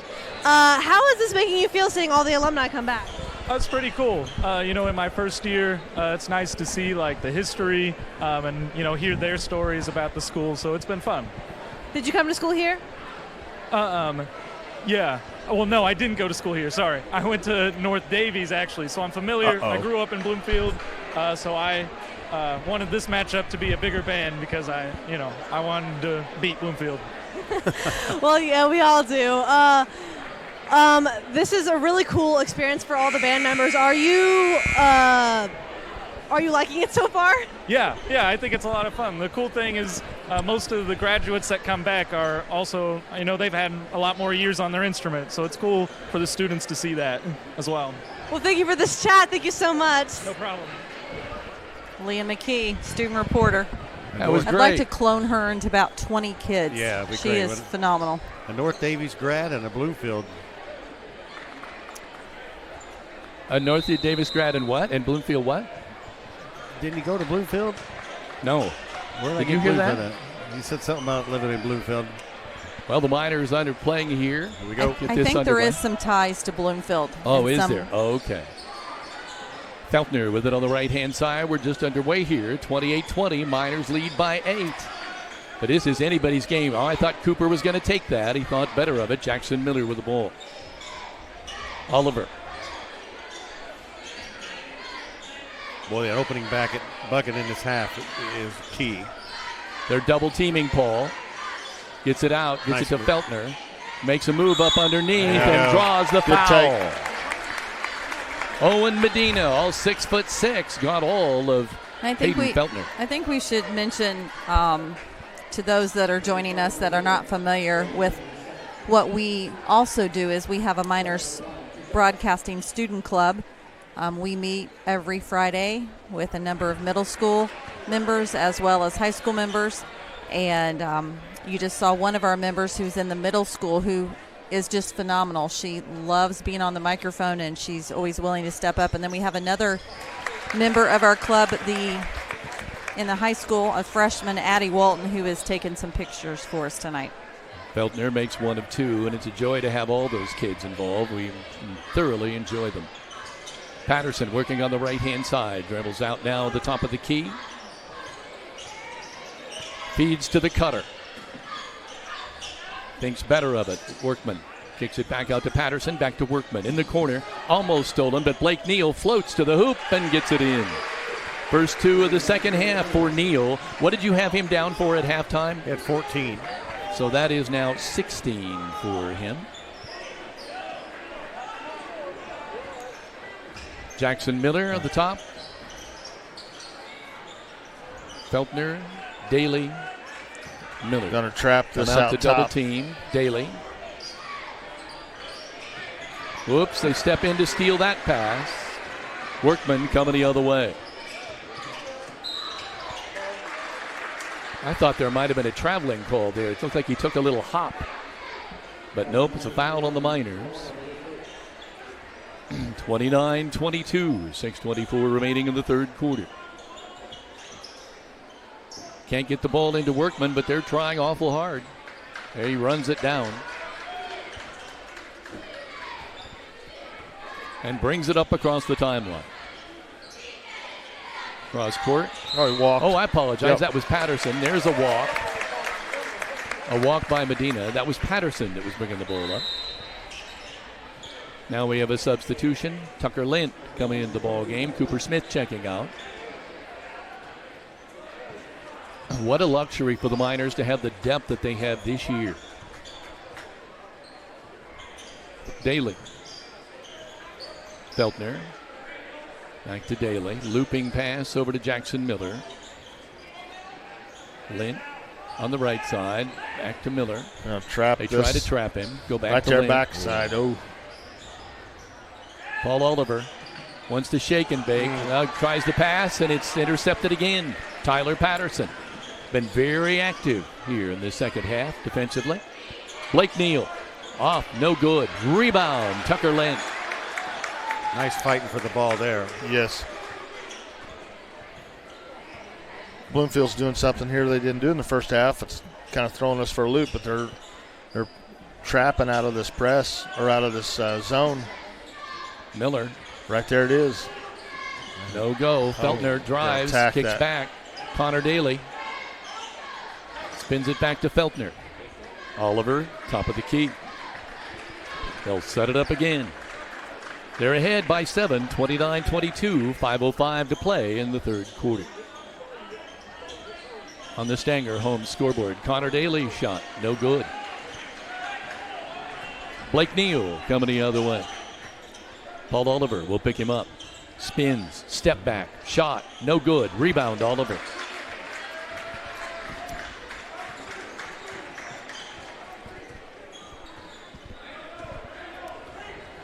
That's his first miss from the field, other than 3-pointers.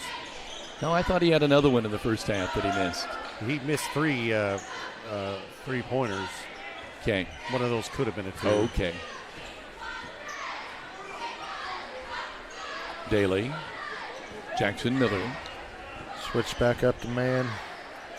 The only thing about kind of working like this long is it kind of takes you a little bit out of your game. They were flowing pretty good in that first half. Yep. You're eating clock, which is great, but you got to get points on the board if you're doing it. Oliver, nice feed to Daly, but they're going to call a foul. Wow. I'm not sure who it's on. Looks like Workman. Yep. Number 5, Lance Workman gets the foul. Jake. That's 3 on Workman. Rose checking in. Feltner out. 3 on Workman, as you heard Big D call. Oliver being the point guard. They really don't have much depth either. Looks like they might go 6 deep. They get Jake Rose. Bounce pass to Daly and an number 4. automatic foul there on Lance Workman. So getting ready to come in is Ashton Pace. Now he's one of their ball hawks. This Workman Is that kid 4 fouls on yes, him? Yes, it is. 4 fouls on Workman? Oh my gosh.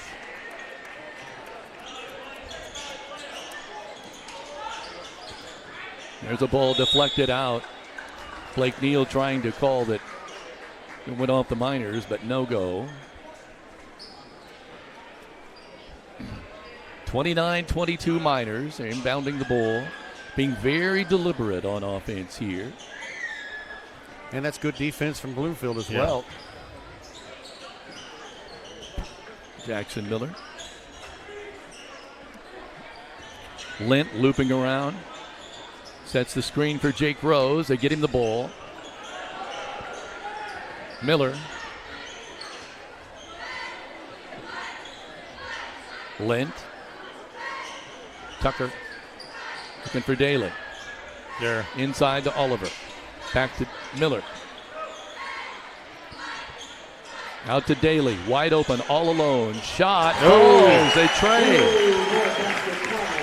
Thought that was going to stay short. Yeah. Had enough to climb in there. Walton Funeral Homes 3-pointer for Connor Daly. And that puts him up now to, is that 15, Big D? Yeah, 15 points. We got a foul. I'm not sure who they're going to on Paul. Is that that's the first on Paul? Second. Is it not? Second. You know, and the last couple of fouls called on both sides have been kind of, you know, and they're not real big physical fouls. It's kind of tapping. Pace with the ball on the left wing. Good defense on the inside. To Patterson. Daly shutting off. Look at him. They just, 30 was wide open. Medina wanted the ball, but they weren't going to give it to him. Drive, he wants to kick it out. He does to Blake Neal. Daly is there with him. He's going to do the step back, is he not? There, he's got a man wide open. Great Shot up, defense. no good. And Jake Rose with the rebound. Paul did a great job then of not trying to swat that. He just got up in the air and kind of made him change his shot. Yeah, just great. Jake Rose, wide open. Trey on the way, off the front of the rim. Rose hits the turf, or the court, I'm sorry. He got knocked all the way down, but nothing called there. Pace. Daly tries to hustle. He out-hustles Neal. Comes up with the ball. Off the glass, no good. Rebound, fought for and pulled down by Daly. And a foul called on Blake Neal. Great effort by Daly. He's showing how much he wants it. Reuben Goodman checking in. Jake Rose going out. He's mad at himself. I know he thinks he should have had that three-pointer. It's just 2 fouls on Neal. I got a new face in here Lint now. also checked out, so Reuben Goodman came in. Cooper Smith came back in. That's the other substitution. And they bring in Braxton Shields, who hit the game winner in the JV game. Into Goodman. Now out on top. Paul Oliver wants to take it in. Whoa. Pass. It's rejected. Yep. Well, that looked like a good block, honestly. It did look like a good block, but Paul is saying that he kicked it out of bounds. But either way, the ref on the far side made that call. 32-22. Miners by 10. Cardinals have the ball. 1:25 to play in the third quarter on the Stanger home scoreboard. Patterson waves Shields through. Miners at a man-for-man. On the right side, Shields. Watching Patterson. Yeah, he didn't Trying to go to Neal. Daly is on it. Wants to spin around. Now tries to drive to the hoop. He's picked up. Triple teamed. But he gets the ball out of there and draws a foul. Cooper reached in a little bit and got his arm. It is so hard, though. You've got him if you just stay there. 3 of you got him. Second foul on Cooper. That seems like it should be more. Feltner coming in. Connor Daly coming out. Now, that was not on Connor, correct? Oh, it wasn't. Right. It was on Cooper. Smith, okay. He's got 2. Just checking. Going to say hello to Susan Egnew-Sparks, who says she's watching. There's a full bucket of talent on the floor tonight, and we agree. There really is. Both teams. Just a wonderful assortment of basketball talent there. That shot's going to go out of bounds. An attempt to save it to no avail. Miner basketball. 48 seconds remaining in the third quarter. Pace had 9 points in the first meeting. He has not been a factor in tonight's game as of yet. Jackson Miller. Bloomfield coming out to trap at half court. Got to make sure these passes are crisp. Feltner. Miller. So far, the Miners not even smelling close to the hoop. There they get it in there. Feltner. Cooper Smith. Jumper. Yes. Big shot by Cooper. His first 2, he was wide open in the lane, and he made it count. And you know if he can hit that shot, that they're banking on that he's not going to shoot it, or Feltner. Feltner's doing a good job on Neal right now. Ball's going to roll out of bounds. Miner basketball. 7.5 seconds to go in the third quarter, and the defense stops him there. Connor Daly's going to check back in for offense. Goodman will step out.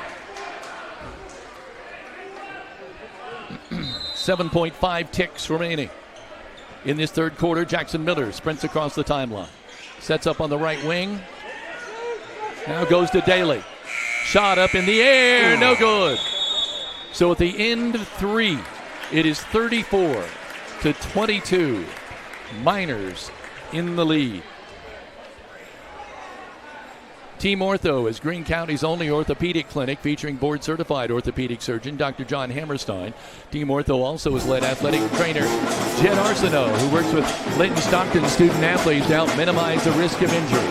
Call Team Ortho today at 847-3381, Greene County General Hospital. Our family, caring for yours. Looking to sell your home? Century 21 Cheats agent Corey Motter specializes in getting top dollar for his clients with a proven track record of personalized marketing strategies. Corey strives to make selling easy and stress-free. Get the results you deserve and close it with Corey. Marsh Madness Sandhill Crane Festival, brought to you by the Friends of Goose Pond in partnership with Goose Pond Fish and Wildlife Center. Kickoff is Friday, February 14th and all day Saturday, February 15th, 2025 at Humphreys Park and Goose Pond Visitor Center. Visit www.friendsofgoosepond.org for more information. So, let's see. I'm sorry, go ahead. Not a lot of scoring. 6-2 Miners that quarter. That's what was the score at halftime again, you guys? It was 28-20. Yeah, and Bloomfield had hit 71% of their shots in the second quarter, down to 25. They only had 4 shots. Miners just had 6. Linton's still hovering around 50% shooting. So this ball is going to be in Neal's hands a whole lot more, and you can bet he's going to be putting it up. Cooper Smith. Neal used his body well to get position, to get to the float to the hoop. 18 now for Neal. Here comes press. Jackson Miller gets it across to Feltner. Back to Jackson, and they go to the corner trap. Looping pass to Oliver. Pull. Into Feltner. Cooper Smith. I apologize. Oliver. Feltner's wide open on the back over there. There they get him. He just doesn't take that shot. Now Cooper at the elbow there is. Feltner's going to make him come get him. So far, they're not going to do it. There, get it to Oliver. Inside, Cooper Smith. Back to Oliver. Jumper.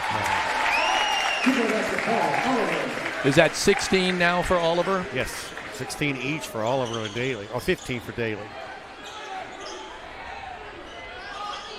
There's a shot up, no good.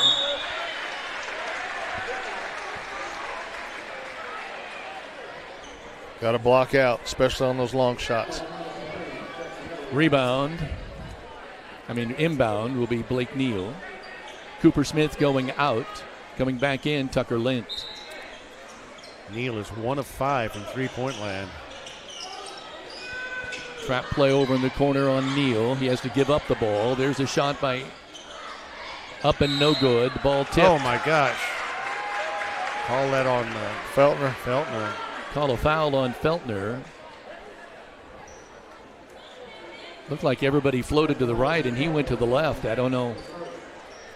I think they called him with his offhand on him, but Lance Workman getting ready to inbound. Reminder, this quarter is sponsored by Key Associates of Linton. We're going to take a quick timeout. We're going to continue to read some of our game sponsors. Kevin? If you need excavation work, then you need to call Hall's Excavating. They do site work, utilities, septics, land clearing. They even offer drain, camera, and cleaning. Offer Hall's Excavating in Linton. 812-699-0200. Call Brock Anderson Construction for your home repair and building needs. With over 25 years experience in the construction field, he strives to have you come home to quality. Call Brock at 812-798-5583, and he says, go Miners. Team Ortho Foot and Ankle Center is home to board-certified foot and ankle surgeon Dr. Matthew Parmeter, who has more than 35 years experience treating patients across southern Indiana. For more info, call Team Ortho at 847-3381. Greene County General Hospital, your family caring for ours. Our family caring for yours. Oh, thank you. Sorry. That's okay. Just want to make sure we got it correct. Yeah. Correct. Bloomfield to inbound. There's pace. Ingram gets a shot up and in. 3 points for Ingram. 36-26. It's still that 10-point cushion for the Miners, but here's where you expect the Bloomfield run. The Miners, get it into Feltner. Daly. Back to Feltner. Back to Daly. Oliver on the weak side. It's easier to see stuff from up here, but yes, it is. Miller inside to Oliver. Oh, Paul feeds underneath to Lynn. Goes up, and the no. They're not going to count the shot, but Lynn will go to the line. Great up fake, but I'm surprised they didn't give him that. If it's the NBA, that would have been continuation. Oh, they're saying it was before the shot? Yep. Wow. Oh, my God. Well, I guess it was. You think about it, but I'd have gone up. Oliver. Yep. Lesson learned. Oliver working on the right side, starts to drive, loses control of the ball. May have twisted an ankle a little bit on a floor there. Jumper left-hand corner, up and good to Trey by Ashton Pace. A Walton Funeral Service three-pointer. That one hurt. 36-29 now, only 7 points. You can hear the crowd for Bloomfield starting to get excited here. Connor Daly, left-hand side, in and out, no good. Lint with the tip. Oliver comes up with the ball, and what do they call a foul? Foul on Feltner. But you knew a run was coming.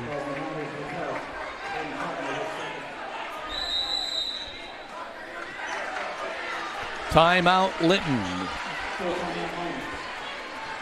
5:22 remaining on the Stanger home scoreboard, 36-29 Miners. Crane Credit Union supports area schools and wants to encourage every student to do their very best. With youth and teen accounts, students can earn $4 for every A on their semester report cards. For more information, visit your local branch or find out more at cranecu.org.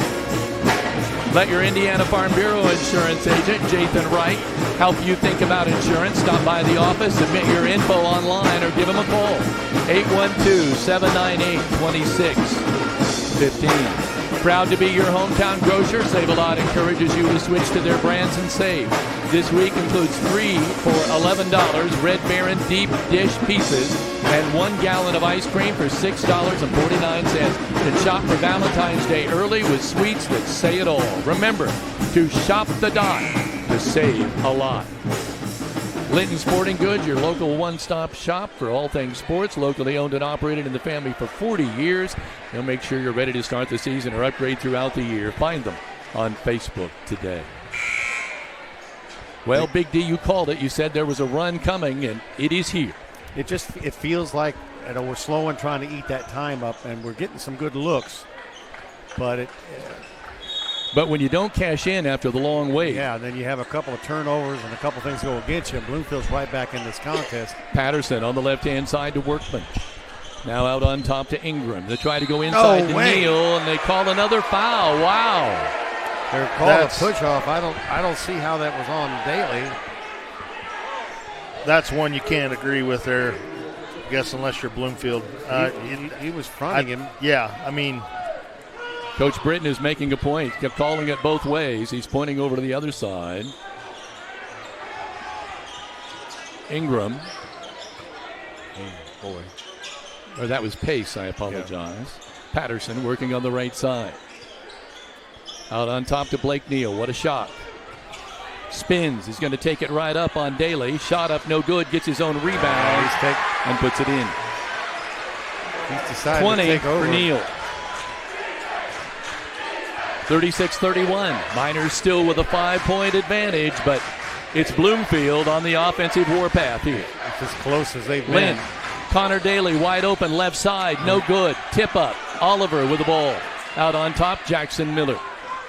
We need to be attacking the basket inside. We can't be content just to shoot that three. Yeah, that's what's been successful for us. Is charging that rim. Feltner's trapped. Now they get it out to Oliver. He'll drive, shot up. It's in. It goes in. It should count. It should count, absolutely. This is the gentleman who didn't allow the basket to count last time. Let's see. They're calling that on the floor. Goodness gracious. Wow. So that, again, doesn't count? No. Nope. Unbelievable. Now, is that 2 that should have counted? That's 2 to me. That one particularly. The other one, I think they could justify that he hadn't gone up yet. But this one looked like he was checks up. out. It's 3 Cooper on Ingram Smith there. is back in. 3 on Ingram. They inbound the ball, Oliver. Especially if we come away without points on this. Jackson Miller. Daly. 4 minutes, 5 seconds remaining in the ball game. 36-31 Miners by 5. Daly on top, right side, go into Paul. There you go. They cover him. Cooper Smith. Good job. On the weak side, on the feed by Paul Oliver. 4 for Cooper. What a pass. 38-31. Miners on the Stanger home scoreboard. Workman. Left side, Blake Neal fakes on Daly. Goes into the lane. Passes off. Shot up. No good. Foul called. And number 22, Jaden Ingram, will go to the line. That was a nice pass by Neal, just like Oliver did to play before. Realizing everybody's collapsing on him. It's going to be on Lentz. Yeah. But you got to have the guy cutting to the hoop. And that's exactly what Ingram did. And he gets the free throw. That's his 4th point of the night.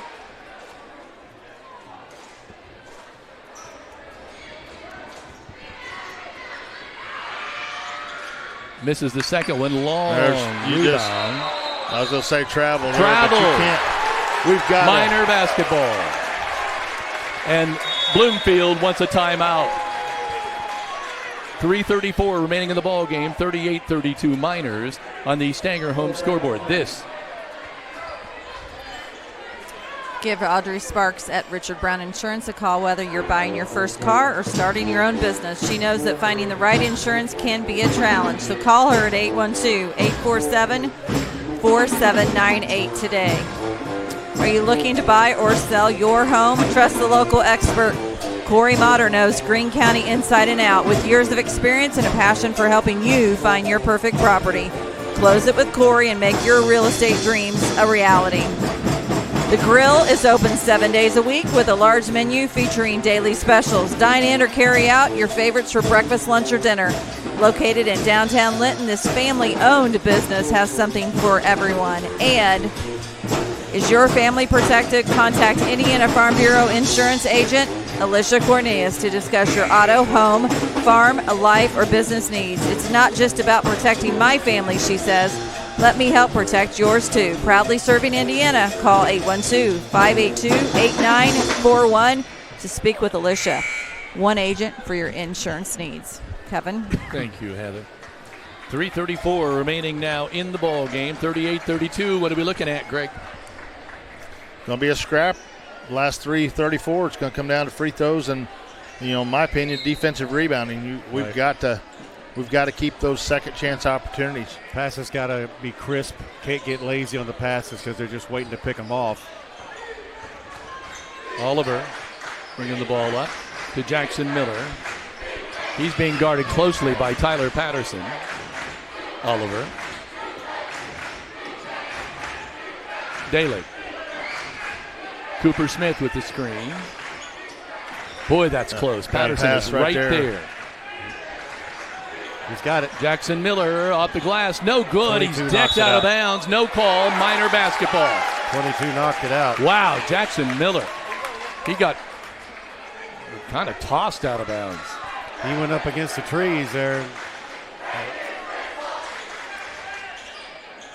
There's the inbound to Daly. Wide open. Trey on the way. No good. Oh, rebound. Big Cooper rebound Smith. by Cooper.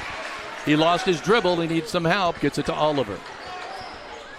2:50 remaining in the ball game.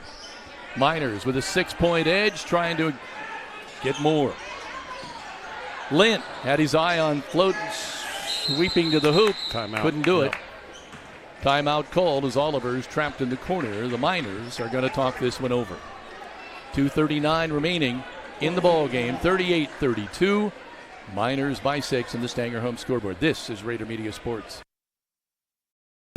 Whether it is a remodel or a new construction, you know it will be done right the first time, every time, when you choose Klusner Construction. Call Tony Klusner and Bart Wade of Linton today.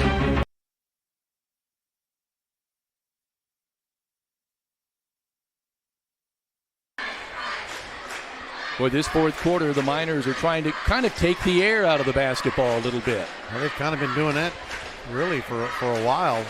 They started off with the three-pointers, 3 of 4 in the first quarter. Since then have been 2 of 6. It's kind of grinded down to a half-court game for the Linton, and it's still a full-court game for We the can't be Cardinals. content to shoot that outside shot right now. agree with you. We've got to attack the basket, draw some fouls, finish at the rim. Oh, goodness. Now what's the call here? That was barely underway, and there was a call there. I don't still know what it is. I don't know either.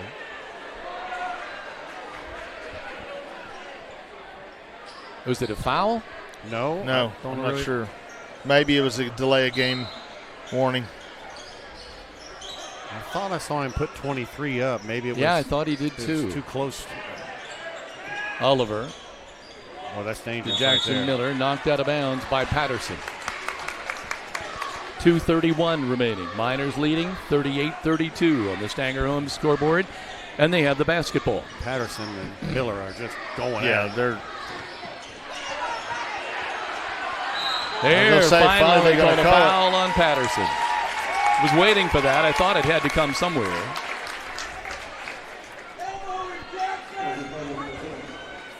That is his third. And that's the team's, I guess, just their third as well. Oliver to Jackson Miller, who's been running around like the ever-ready battery. Just going constantly. I wish he'd just go in the lane there. He's got it. Beautiful feed. Good job. Underneath. Tucker Lint You can remember that last year at Bloomfield, Jackson Miller hit the three. Out of bounds. I'm sorry, Heather. Go ahead. Last year, Jackson Miller hit the three-point shot to send Linton over Bloomfield. That wasn't exactly right. Yeah, that's right. And then he turned around 1 week later and did it here against Terre Haute South. There's another foul called on Tyler Patterson, and they're catching up with him now. Yeah, that looked like that was more done on purpose. That was there.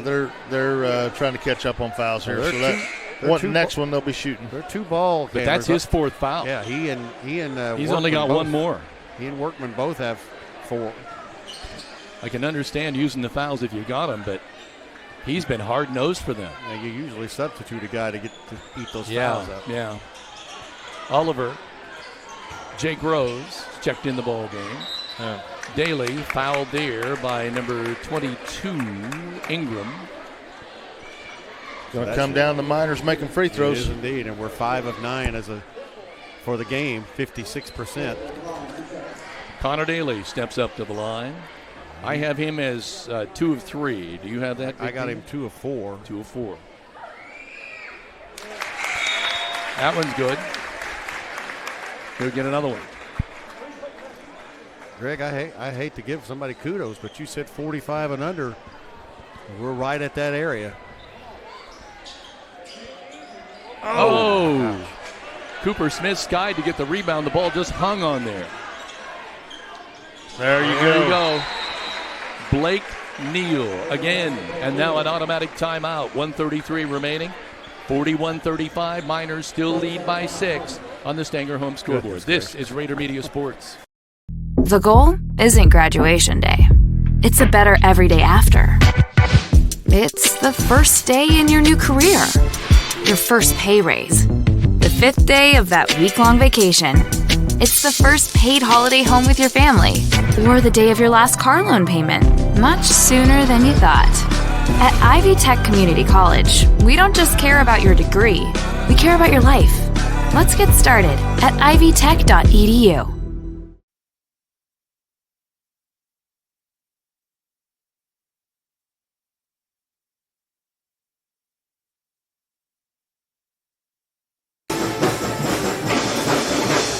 Every time I hear that song, all I think of is the Kansas City Chiefs. I know why. I've always wondered why schools do it. We could put a pickaxe in our hand as Miners. Yeah. And that would make more sense. The Miner chop. No more full court press. We'll pick them up at half court. They're gonna trap out of this. Oh my goodness. Nice pass. Underneath Jake nice Rose. Pass. Yes. First 2 for Jake Rose. They couldn't have been bigger. Been waiting for that to happen all night. Workman wants to spin on Daly, and there it picked off by Jackson Miller. Daly with the ball. Miller knew where that ball was going. 43-35, 8-point advantage for the Miners. They're going to try to stall the final minute out. We are under 1 minute to play. Paul Oliver with the ball. And there, a foul is called on Blake Neal. And now, like you guys said, they're fouling on purpose in order to put them at the line and stop the clock. Yeah. 43-35. It's an 8-point advantage for the Miners as Oliver steps to the free throw line. 2 of 3 for Paul tonight. 16 points. He and Daly. Perfect. Do you think the Miners were thinking about this? This is the only loss they've suffered all year to this team. It was a game that I know they felt they could have won. And that keg is sitting over there. That might be the biggest driving point of all. Nobody wants to lose that one. And this is the second one. 44-35, 9-point Miner advantage. Patterson to Blake Neal. Top of the key, no good. Rebound is pulled down. Those are the ones. Shot up, no good. Daly tries to save it, and it's going to go out of bounds. Oh, and they called Miner ball. I thought that was Bloomfield ball. No, he tipped it from behind, but he shouldn't. We had 3 white jerseys there. He shouldn't have got in there at all. Right. Feltner inbounds to Daly, and they foul him right away with 36 ticks remaining. Again, Miners leading now by 9.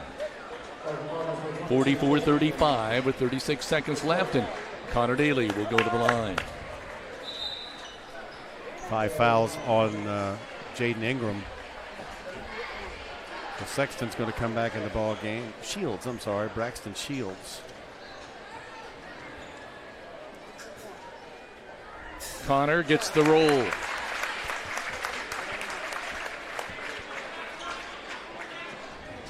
(45-35), Miners by 10, 36 seconds remaining. Second one, good again by Bailey. Bloomfield sprinting up, jumper up in the air, no good. Cooper Smith pulls down the rebound. Uh-oh, here comes Oliver. Yeah! Flushes it. 2 for Paul Oliver. 48-35, the clock is ticking. 17, 16, 15. Blake Neal will go in on Oliver off the glass. Good again, but now it's a moot point. Clock's still running. 3, 2. Miner fans rise to their occasion. They win 48-37 by 11 and avenge the earlier loss to the Bloomfield Cardinals. The Cardinals drop to 8-3. The Miners rise to 10-1. What a ball game. We'll have the coach here to talk about it, and we'll have all the stats and hear from the guys when we return. On the E2 Custom Creations post-game show. We'll be back in a minute. This is Rader Media Sports. E2 Custom Creations, we know that every memory has a story. Every time we sit around with family and friends, we share those memories. When we pull the boxes of old pictures out of the closet, we revisit those memories of our past. Whether it's a photo or a special moment with family, a picture of a loved one who has passed. When you think about that moment, there's a memory that goes with it. At E2 Custom Creations, we offer custom laser engraving for keepsakes, personalized gifts, home decor, signage, awards, and many other custom made-to-order products. Let us help you personalize a unique gift for a loved one, customize an item, or create promotional materials and awards for your business or athletic team. Our services include engraving and cutting on a variety of materials, including wood, acrylic, leather, granite, marble, glass, and coated metals, just to name a few. If you have an idea, reach out and let's talk about how we can bring your idea to life.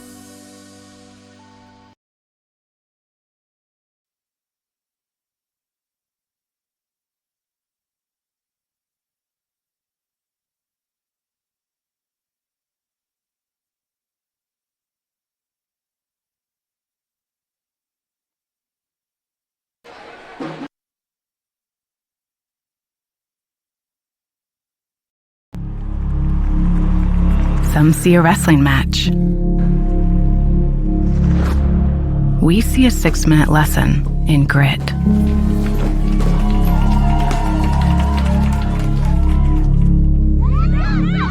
Some see a coach sending a runner home. We see a mentor guiding a student athlete into the future.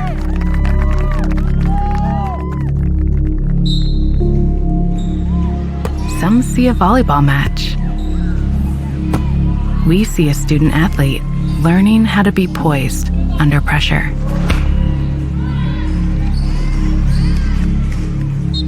Some see a high school football stadium. We see the one place where the whole community comes together. Proud to keep education in front of athletics since 1903. Well, Linton Miner fans will go home happy tonight with a 48-37 avenging of an earlier loss as they defeat Bloomfield here at home in Linton, 48-37. And before we look at all the scoring totals and talk to the coach, I'm going to turn it to you, Greg, and get your summation of what we just saw. Two really proud programs going head-to-head here. First of all, hard. Right on the money. I didn't mean to interrupt you, but I mean your turn's coming up. He said 45, and look at the score right on the nose. Tell them about it, Greg. It's just when you look at these teams and how they play, they're long possessions, very deliberate, just hard-nosed defense, everything that you want to see in a basketball program, and they both played that way tonight. Miners made a few more plays there, kind of that third quarter, they kind of stretched that out a little bit. It wasn't a lot of scoring goes, but they stretched that lead out a little bit, and that helps. But I tell you what, I'm pretty proud to see both of these teams play. Out of our conference, 10 miles apart, they both have a chance to make some really deep runs in state tournaments. Pretty awesome to be able to sit here and watch these in our house. And like one of our viewers said, when there's a lot of talent on this floor tonight, and boy, there sure was. There is. Big D, before you go to your stats, tell me just your general observations. Well, I think getting off to a fast start was good right off the bat. I think we went inside like we were wondering about. Oliver went inside. We got some fouls. They did have, 4 guys with 4 fouls or more on them. We stayed out of foul trouble. Connor Daly coming out very strong. Obviously, I kind of look at this thing and I think to myself, Blake Neal is a one-man wrecking crew, 25 points. But if defenses can start really keying on him, maybe he doesn't have a great night, who are they going to turn to? We know well you got to have more than one guy to get far down the specs. And for us, tonight we had 2 guys at 19 and 18. And a couple others who didn't score much that could do the same thing on any other night. I was just going to say that because a guy who only had 2 points tonight, to me, played his heart out on this floor, and that's Jackson Miller. Yeah, and Tucker Lent as well, just 2 points for him. And Cooper Smith, 4 points. Yes. These guys all, when you needed a rebound or a tough defensive play, I just thought this is the kind of, Linton kind of kicked it up a notch on the defensive side, and they slowed it down, and I know that's probably what they were trying to do, was as you pointed, keep the points down. Unfortunately, Bloomfield made that one run and got it down to about 5, and that was scary time then, and we answered. Well, you knew when it got there fourth quarter that Blake Neal's going to try to do what Blake Neal does, and he did. He had a nice game again tonight, but they just enough shots didn't go down for him, and again we did a great job of doing some good job on rebounding. So I think the idea was he's going to get his points, and he was 8 of 10 shooting, 10 of 17 overall. That's 58%. But the rest of the team, if I could take 10 off of the field goals, 14 of 35, so they were 6 Big of D. 25. Yeah, we'll take your stats up in a minute. The coach is coming up here. He's got to be a happy man. And we'll wish to Coach Matt Britton. And it's his birthday, isn't it? Now, stop. I was going to say that. Okay. Just hold on. Okay.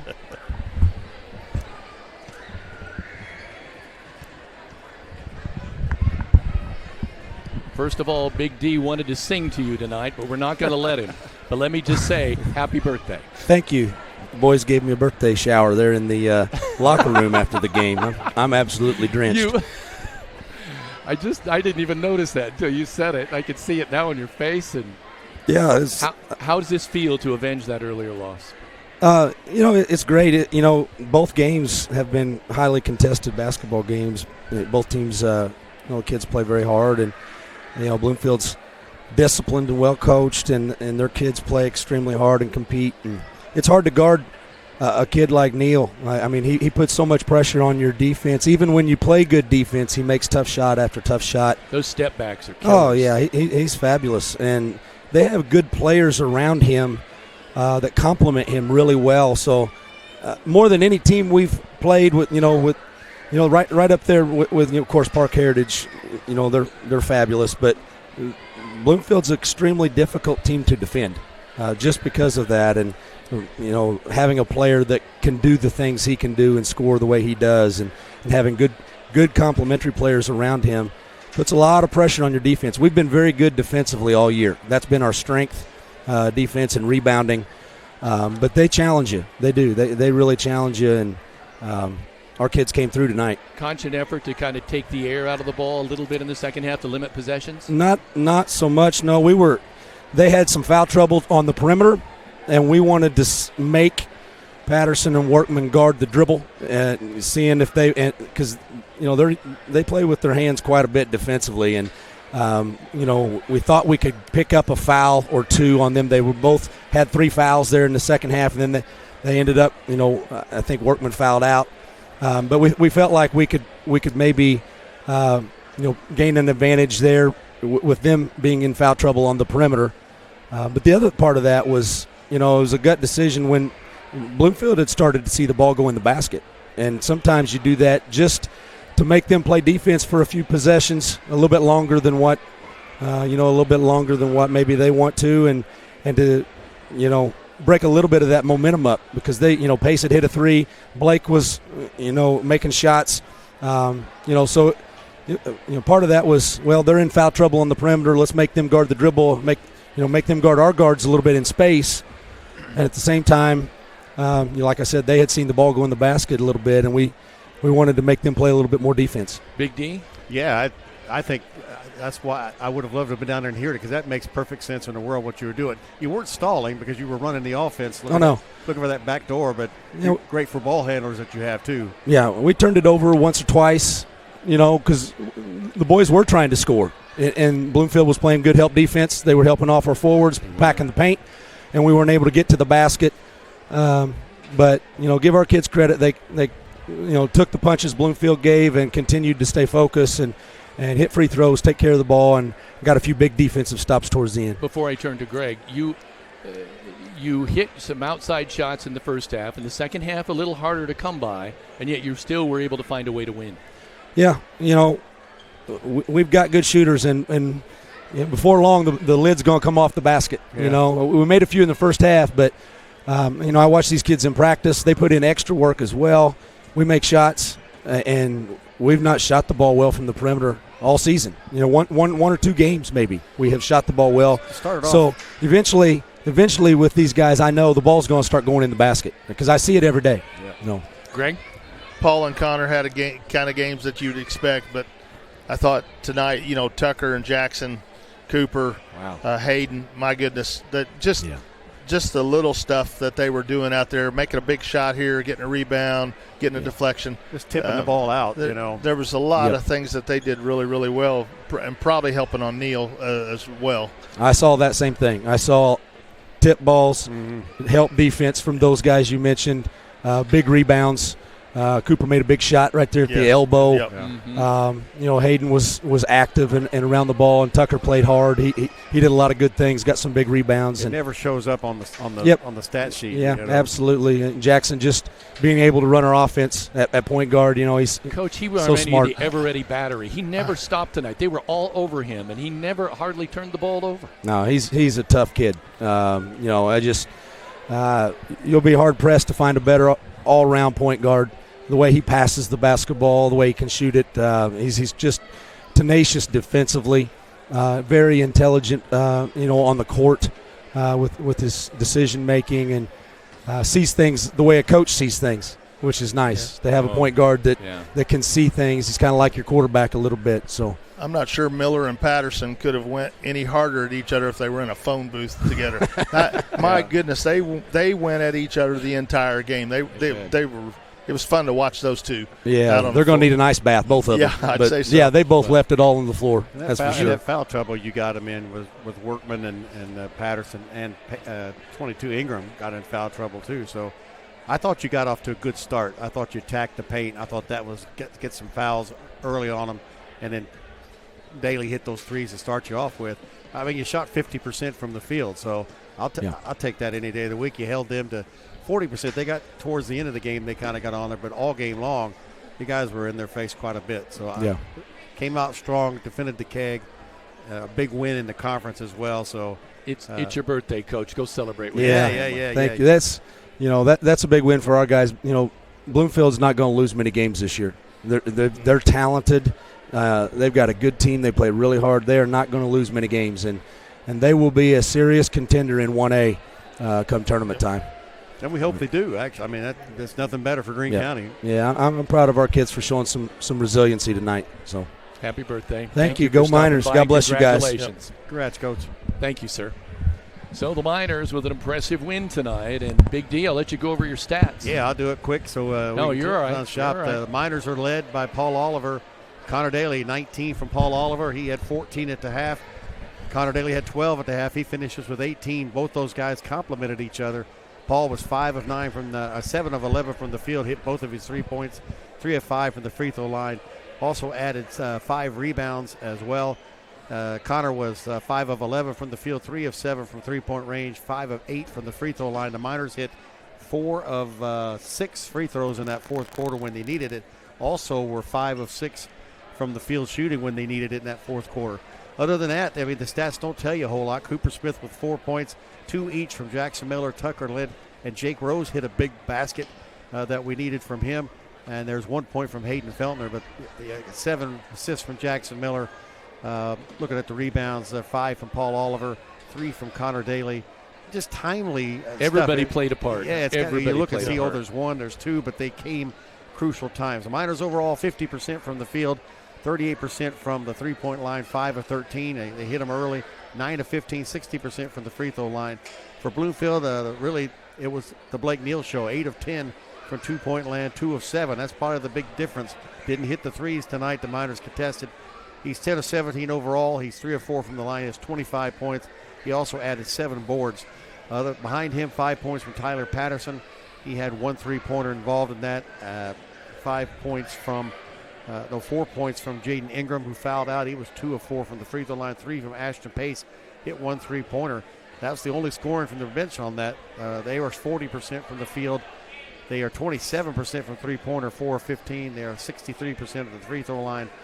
Both teams with turnovers. Miners with 11, 10 for Bloomfield. And I think, what was the last thing? Offensive rebounds. The Miners with 4, and Bloomfield actually had 7.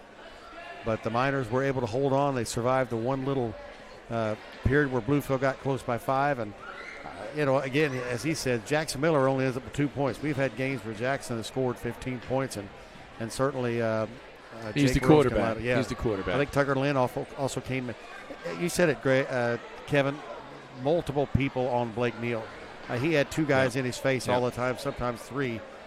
So I think that did come into account how the game ended up. Before we do final comments, I want to make an observation. There's something that I love that's going on right now in this gym, and that's families standing beside one another, taking pictures with the kids, just soaking up the moment. And you just love to watch that in Indiana Hoosier basketball. That is what this is all about right here. Final comments from you, Greg. That's what makes it special. Again, a good win tonight for the Miners. They need to celebrate it and learn from it and take what they need to get better at, because next week they got North Davies on the schedule, another tough conference game. You got Clay City and North Central both looming down the road. So, this is a journey for them. This is a good win tonight, and it's a big part of it. But so still a lot of basketball left to be played. Big D. Yeah, I think right ahead on those. We beat Evansville Christian on the road, which was a big game, and they played as good tonight as I've seen them play in a lot of the different aspects of it. So we got to just hope we can stay healthy, keep getting some of these guys more experience, because Goodman was in there. We didn't mention him a lot, but he came in and played in spurts as well. So just a great win for the program. Losing that game up at Terre Haute, which was all over the media, and coming back and winning it will certainly shine some light on minor foot basketball. Yep. I thought you made a good observation, and I don't know, do we know? I mean, I think Linton probably played at least 9 players, I would assume. Yeah, I think Bloomfield really only went one man. That's what I was just going to say. So they played 6. At the end, Shields came in, I think, just simply because they ran out of Fouled players. out. But Yeah. they didn't go very deep at all. They're without Abner. They have to be wondering what they'd be like if they had that guy in there as well. Right. All right, you guys. Thank you very much. That was very fun. What a great atmosphere. Yeah. Big win tonight Great for the night. Miners, 48-37. With that, I'll turn it over to you, Heather. Well, as always, we want to look ahead at what will happen for us next, and that is tomorrow night we will head to Bloomington North as the Lady Miners will play at Bloomington North. They'll face the Cougars. Tomorrow night is a 6 o'clock tip-off. We will be there. Our pregame show will start at 5:45, and obviously we will be providing some information and resharing that information a little bit later this evening. We would like to thank these sponsors for making the broadcast free to view at home for all of you. We're going to start with our footer banner sponsors: Tim and Joan Warwick, Martha Butler and Hadley, Margaret and Simon, Dan and Teresa Carpenter, Connie and Donnie and Marilyn Clayton, Casey's of Linton, Green Streets, Skinner's Towing, Pizza Hut of Linton, Bandanas by Brenna, and Veach Cattle of Bloomfield. Our live read and audio sponsors are Fish Monuments, Brock Anderson Construction, Violet & Company, Linton Cycle Sales, Mayor Preble and the City of Linton, Save a Lot in Linton, Autumn Trace of Greene County, Friends of Goose Pond, Rick Krines Auto Detailing, Correll's Gas of Linton, Bender Lumber of Linton, Hall's Excavating, Gaither Power Sports, Midwest Satellite, our pregame sponsor, Jordan and Vaught Insurance, and our postgame sponsor, E2 Custom Creations. We also like to thank these Minor Pride sponsors that paid day one to go all the way to the end of May or June, so to speak, depending on how baseball and softball go. And you'll see these two billboards now coming in and out of Linton. They are Walton Funeral Service, Key Associates, Klusner Construction, Crane Credit Union, Team Ortho, Alicia Cornelius with Indiana Farm Bureau, Stenger Homes with Michelle Stenger of Stenger Homes, Corey Motter with Century 21 Sheets, Jathan Wright with Indiana Farm Bureau, The Grill of Linton, Richard Brown Insurance, and Linton Sporting Goods. I want to say thank you to our broadcast team tonight. We had a number of students that were active during tonight's ball game, and that included Addy Walton, who took some pictures from the stands, as well as Leah McKee, student reporter, who interviewed the band director. We encourage all of you to follow us on Facebook and Instagram at Rader Media Sports, and those following on YouTube as well. And then obviously we want to thank tonight's broadcast team, who I was very proud to be able to sit at this desk with. Big D Dan Phillips on stats, Greg Elliott on color, Kevin Rader play-by-play, Bill Reilly, who traveled from Indianapolis to be our videographer, myself as producer. So we will be back with you tomorrow night, 5:45, and then back right here again Tuesday as the Lady Miners host Park Heritage. And then, as mentioned, we will head to North Davies on Friday for the next boys matchup. So for all of you, be safe, and thanks for watching. This is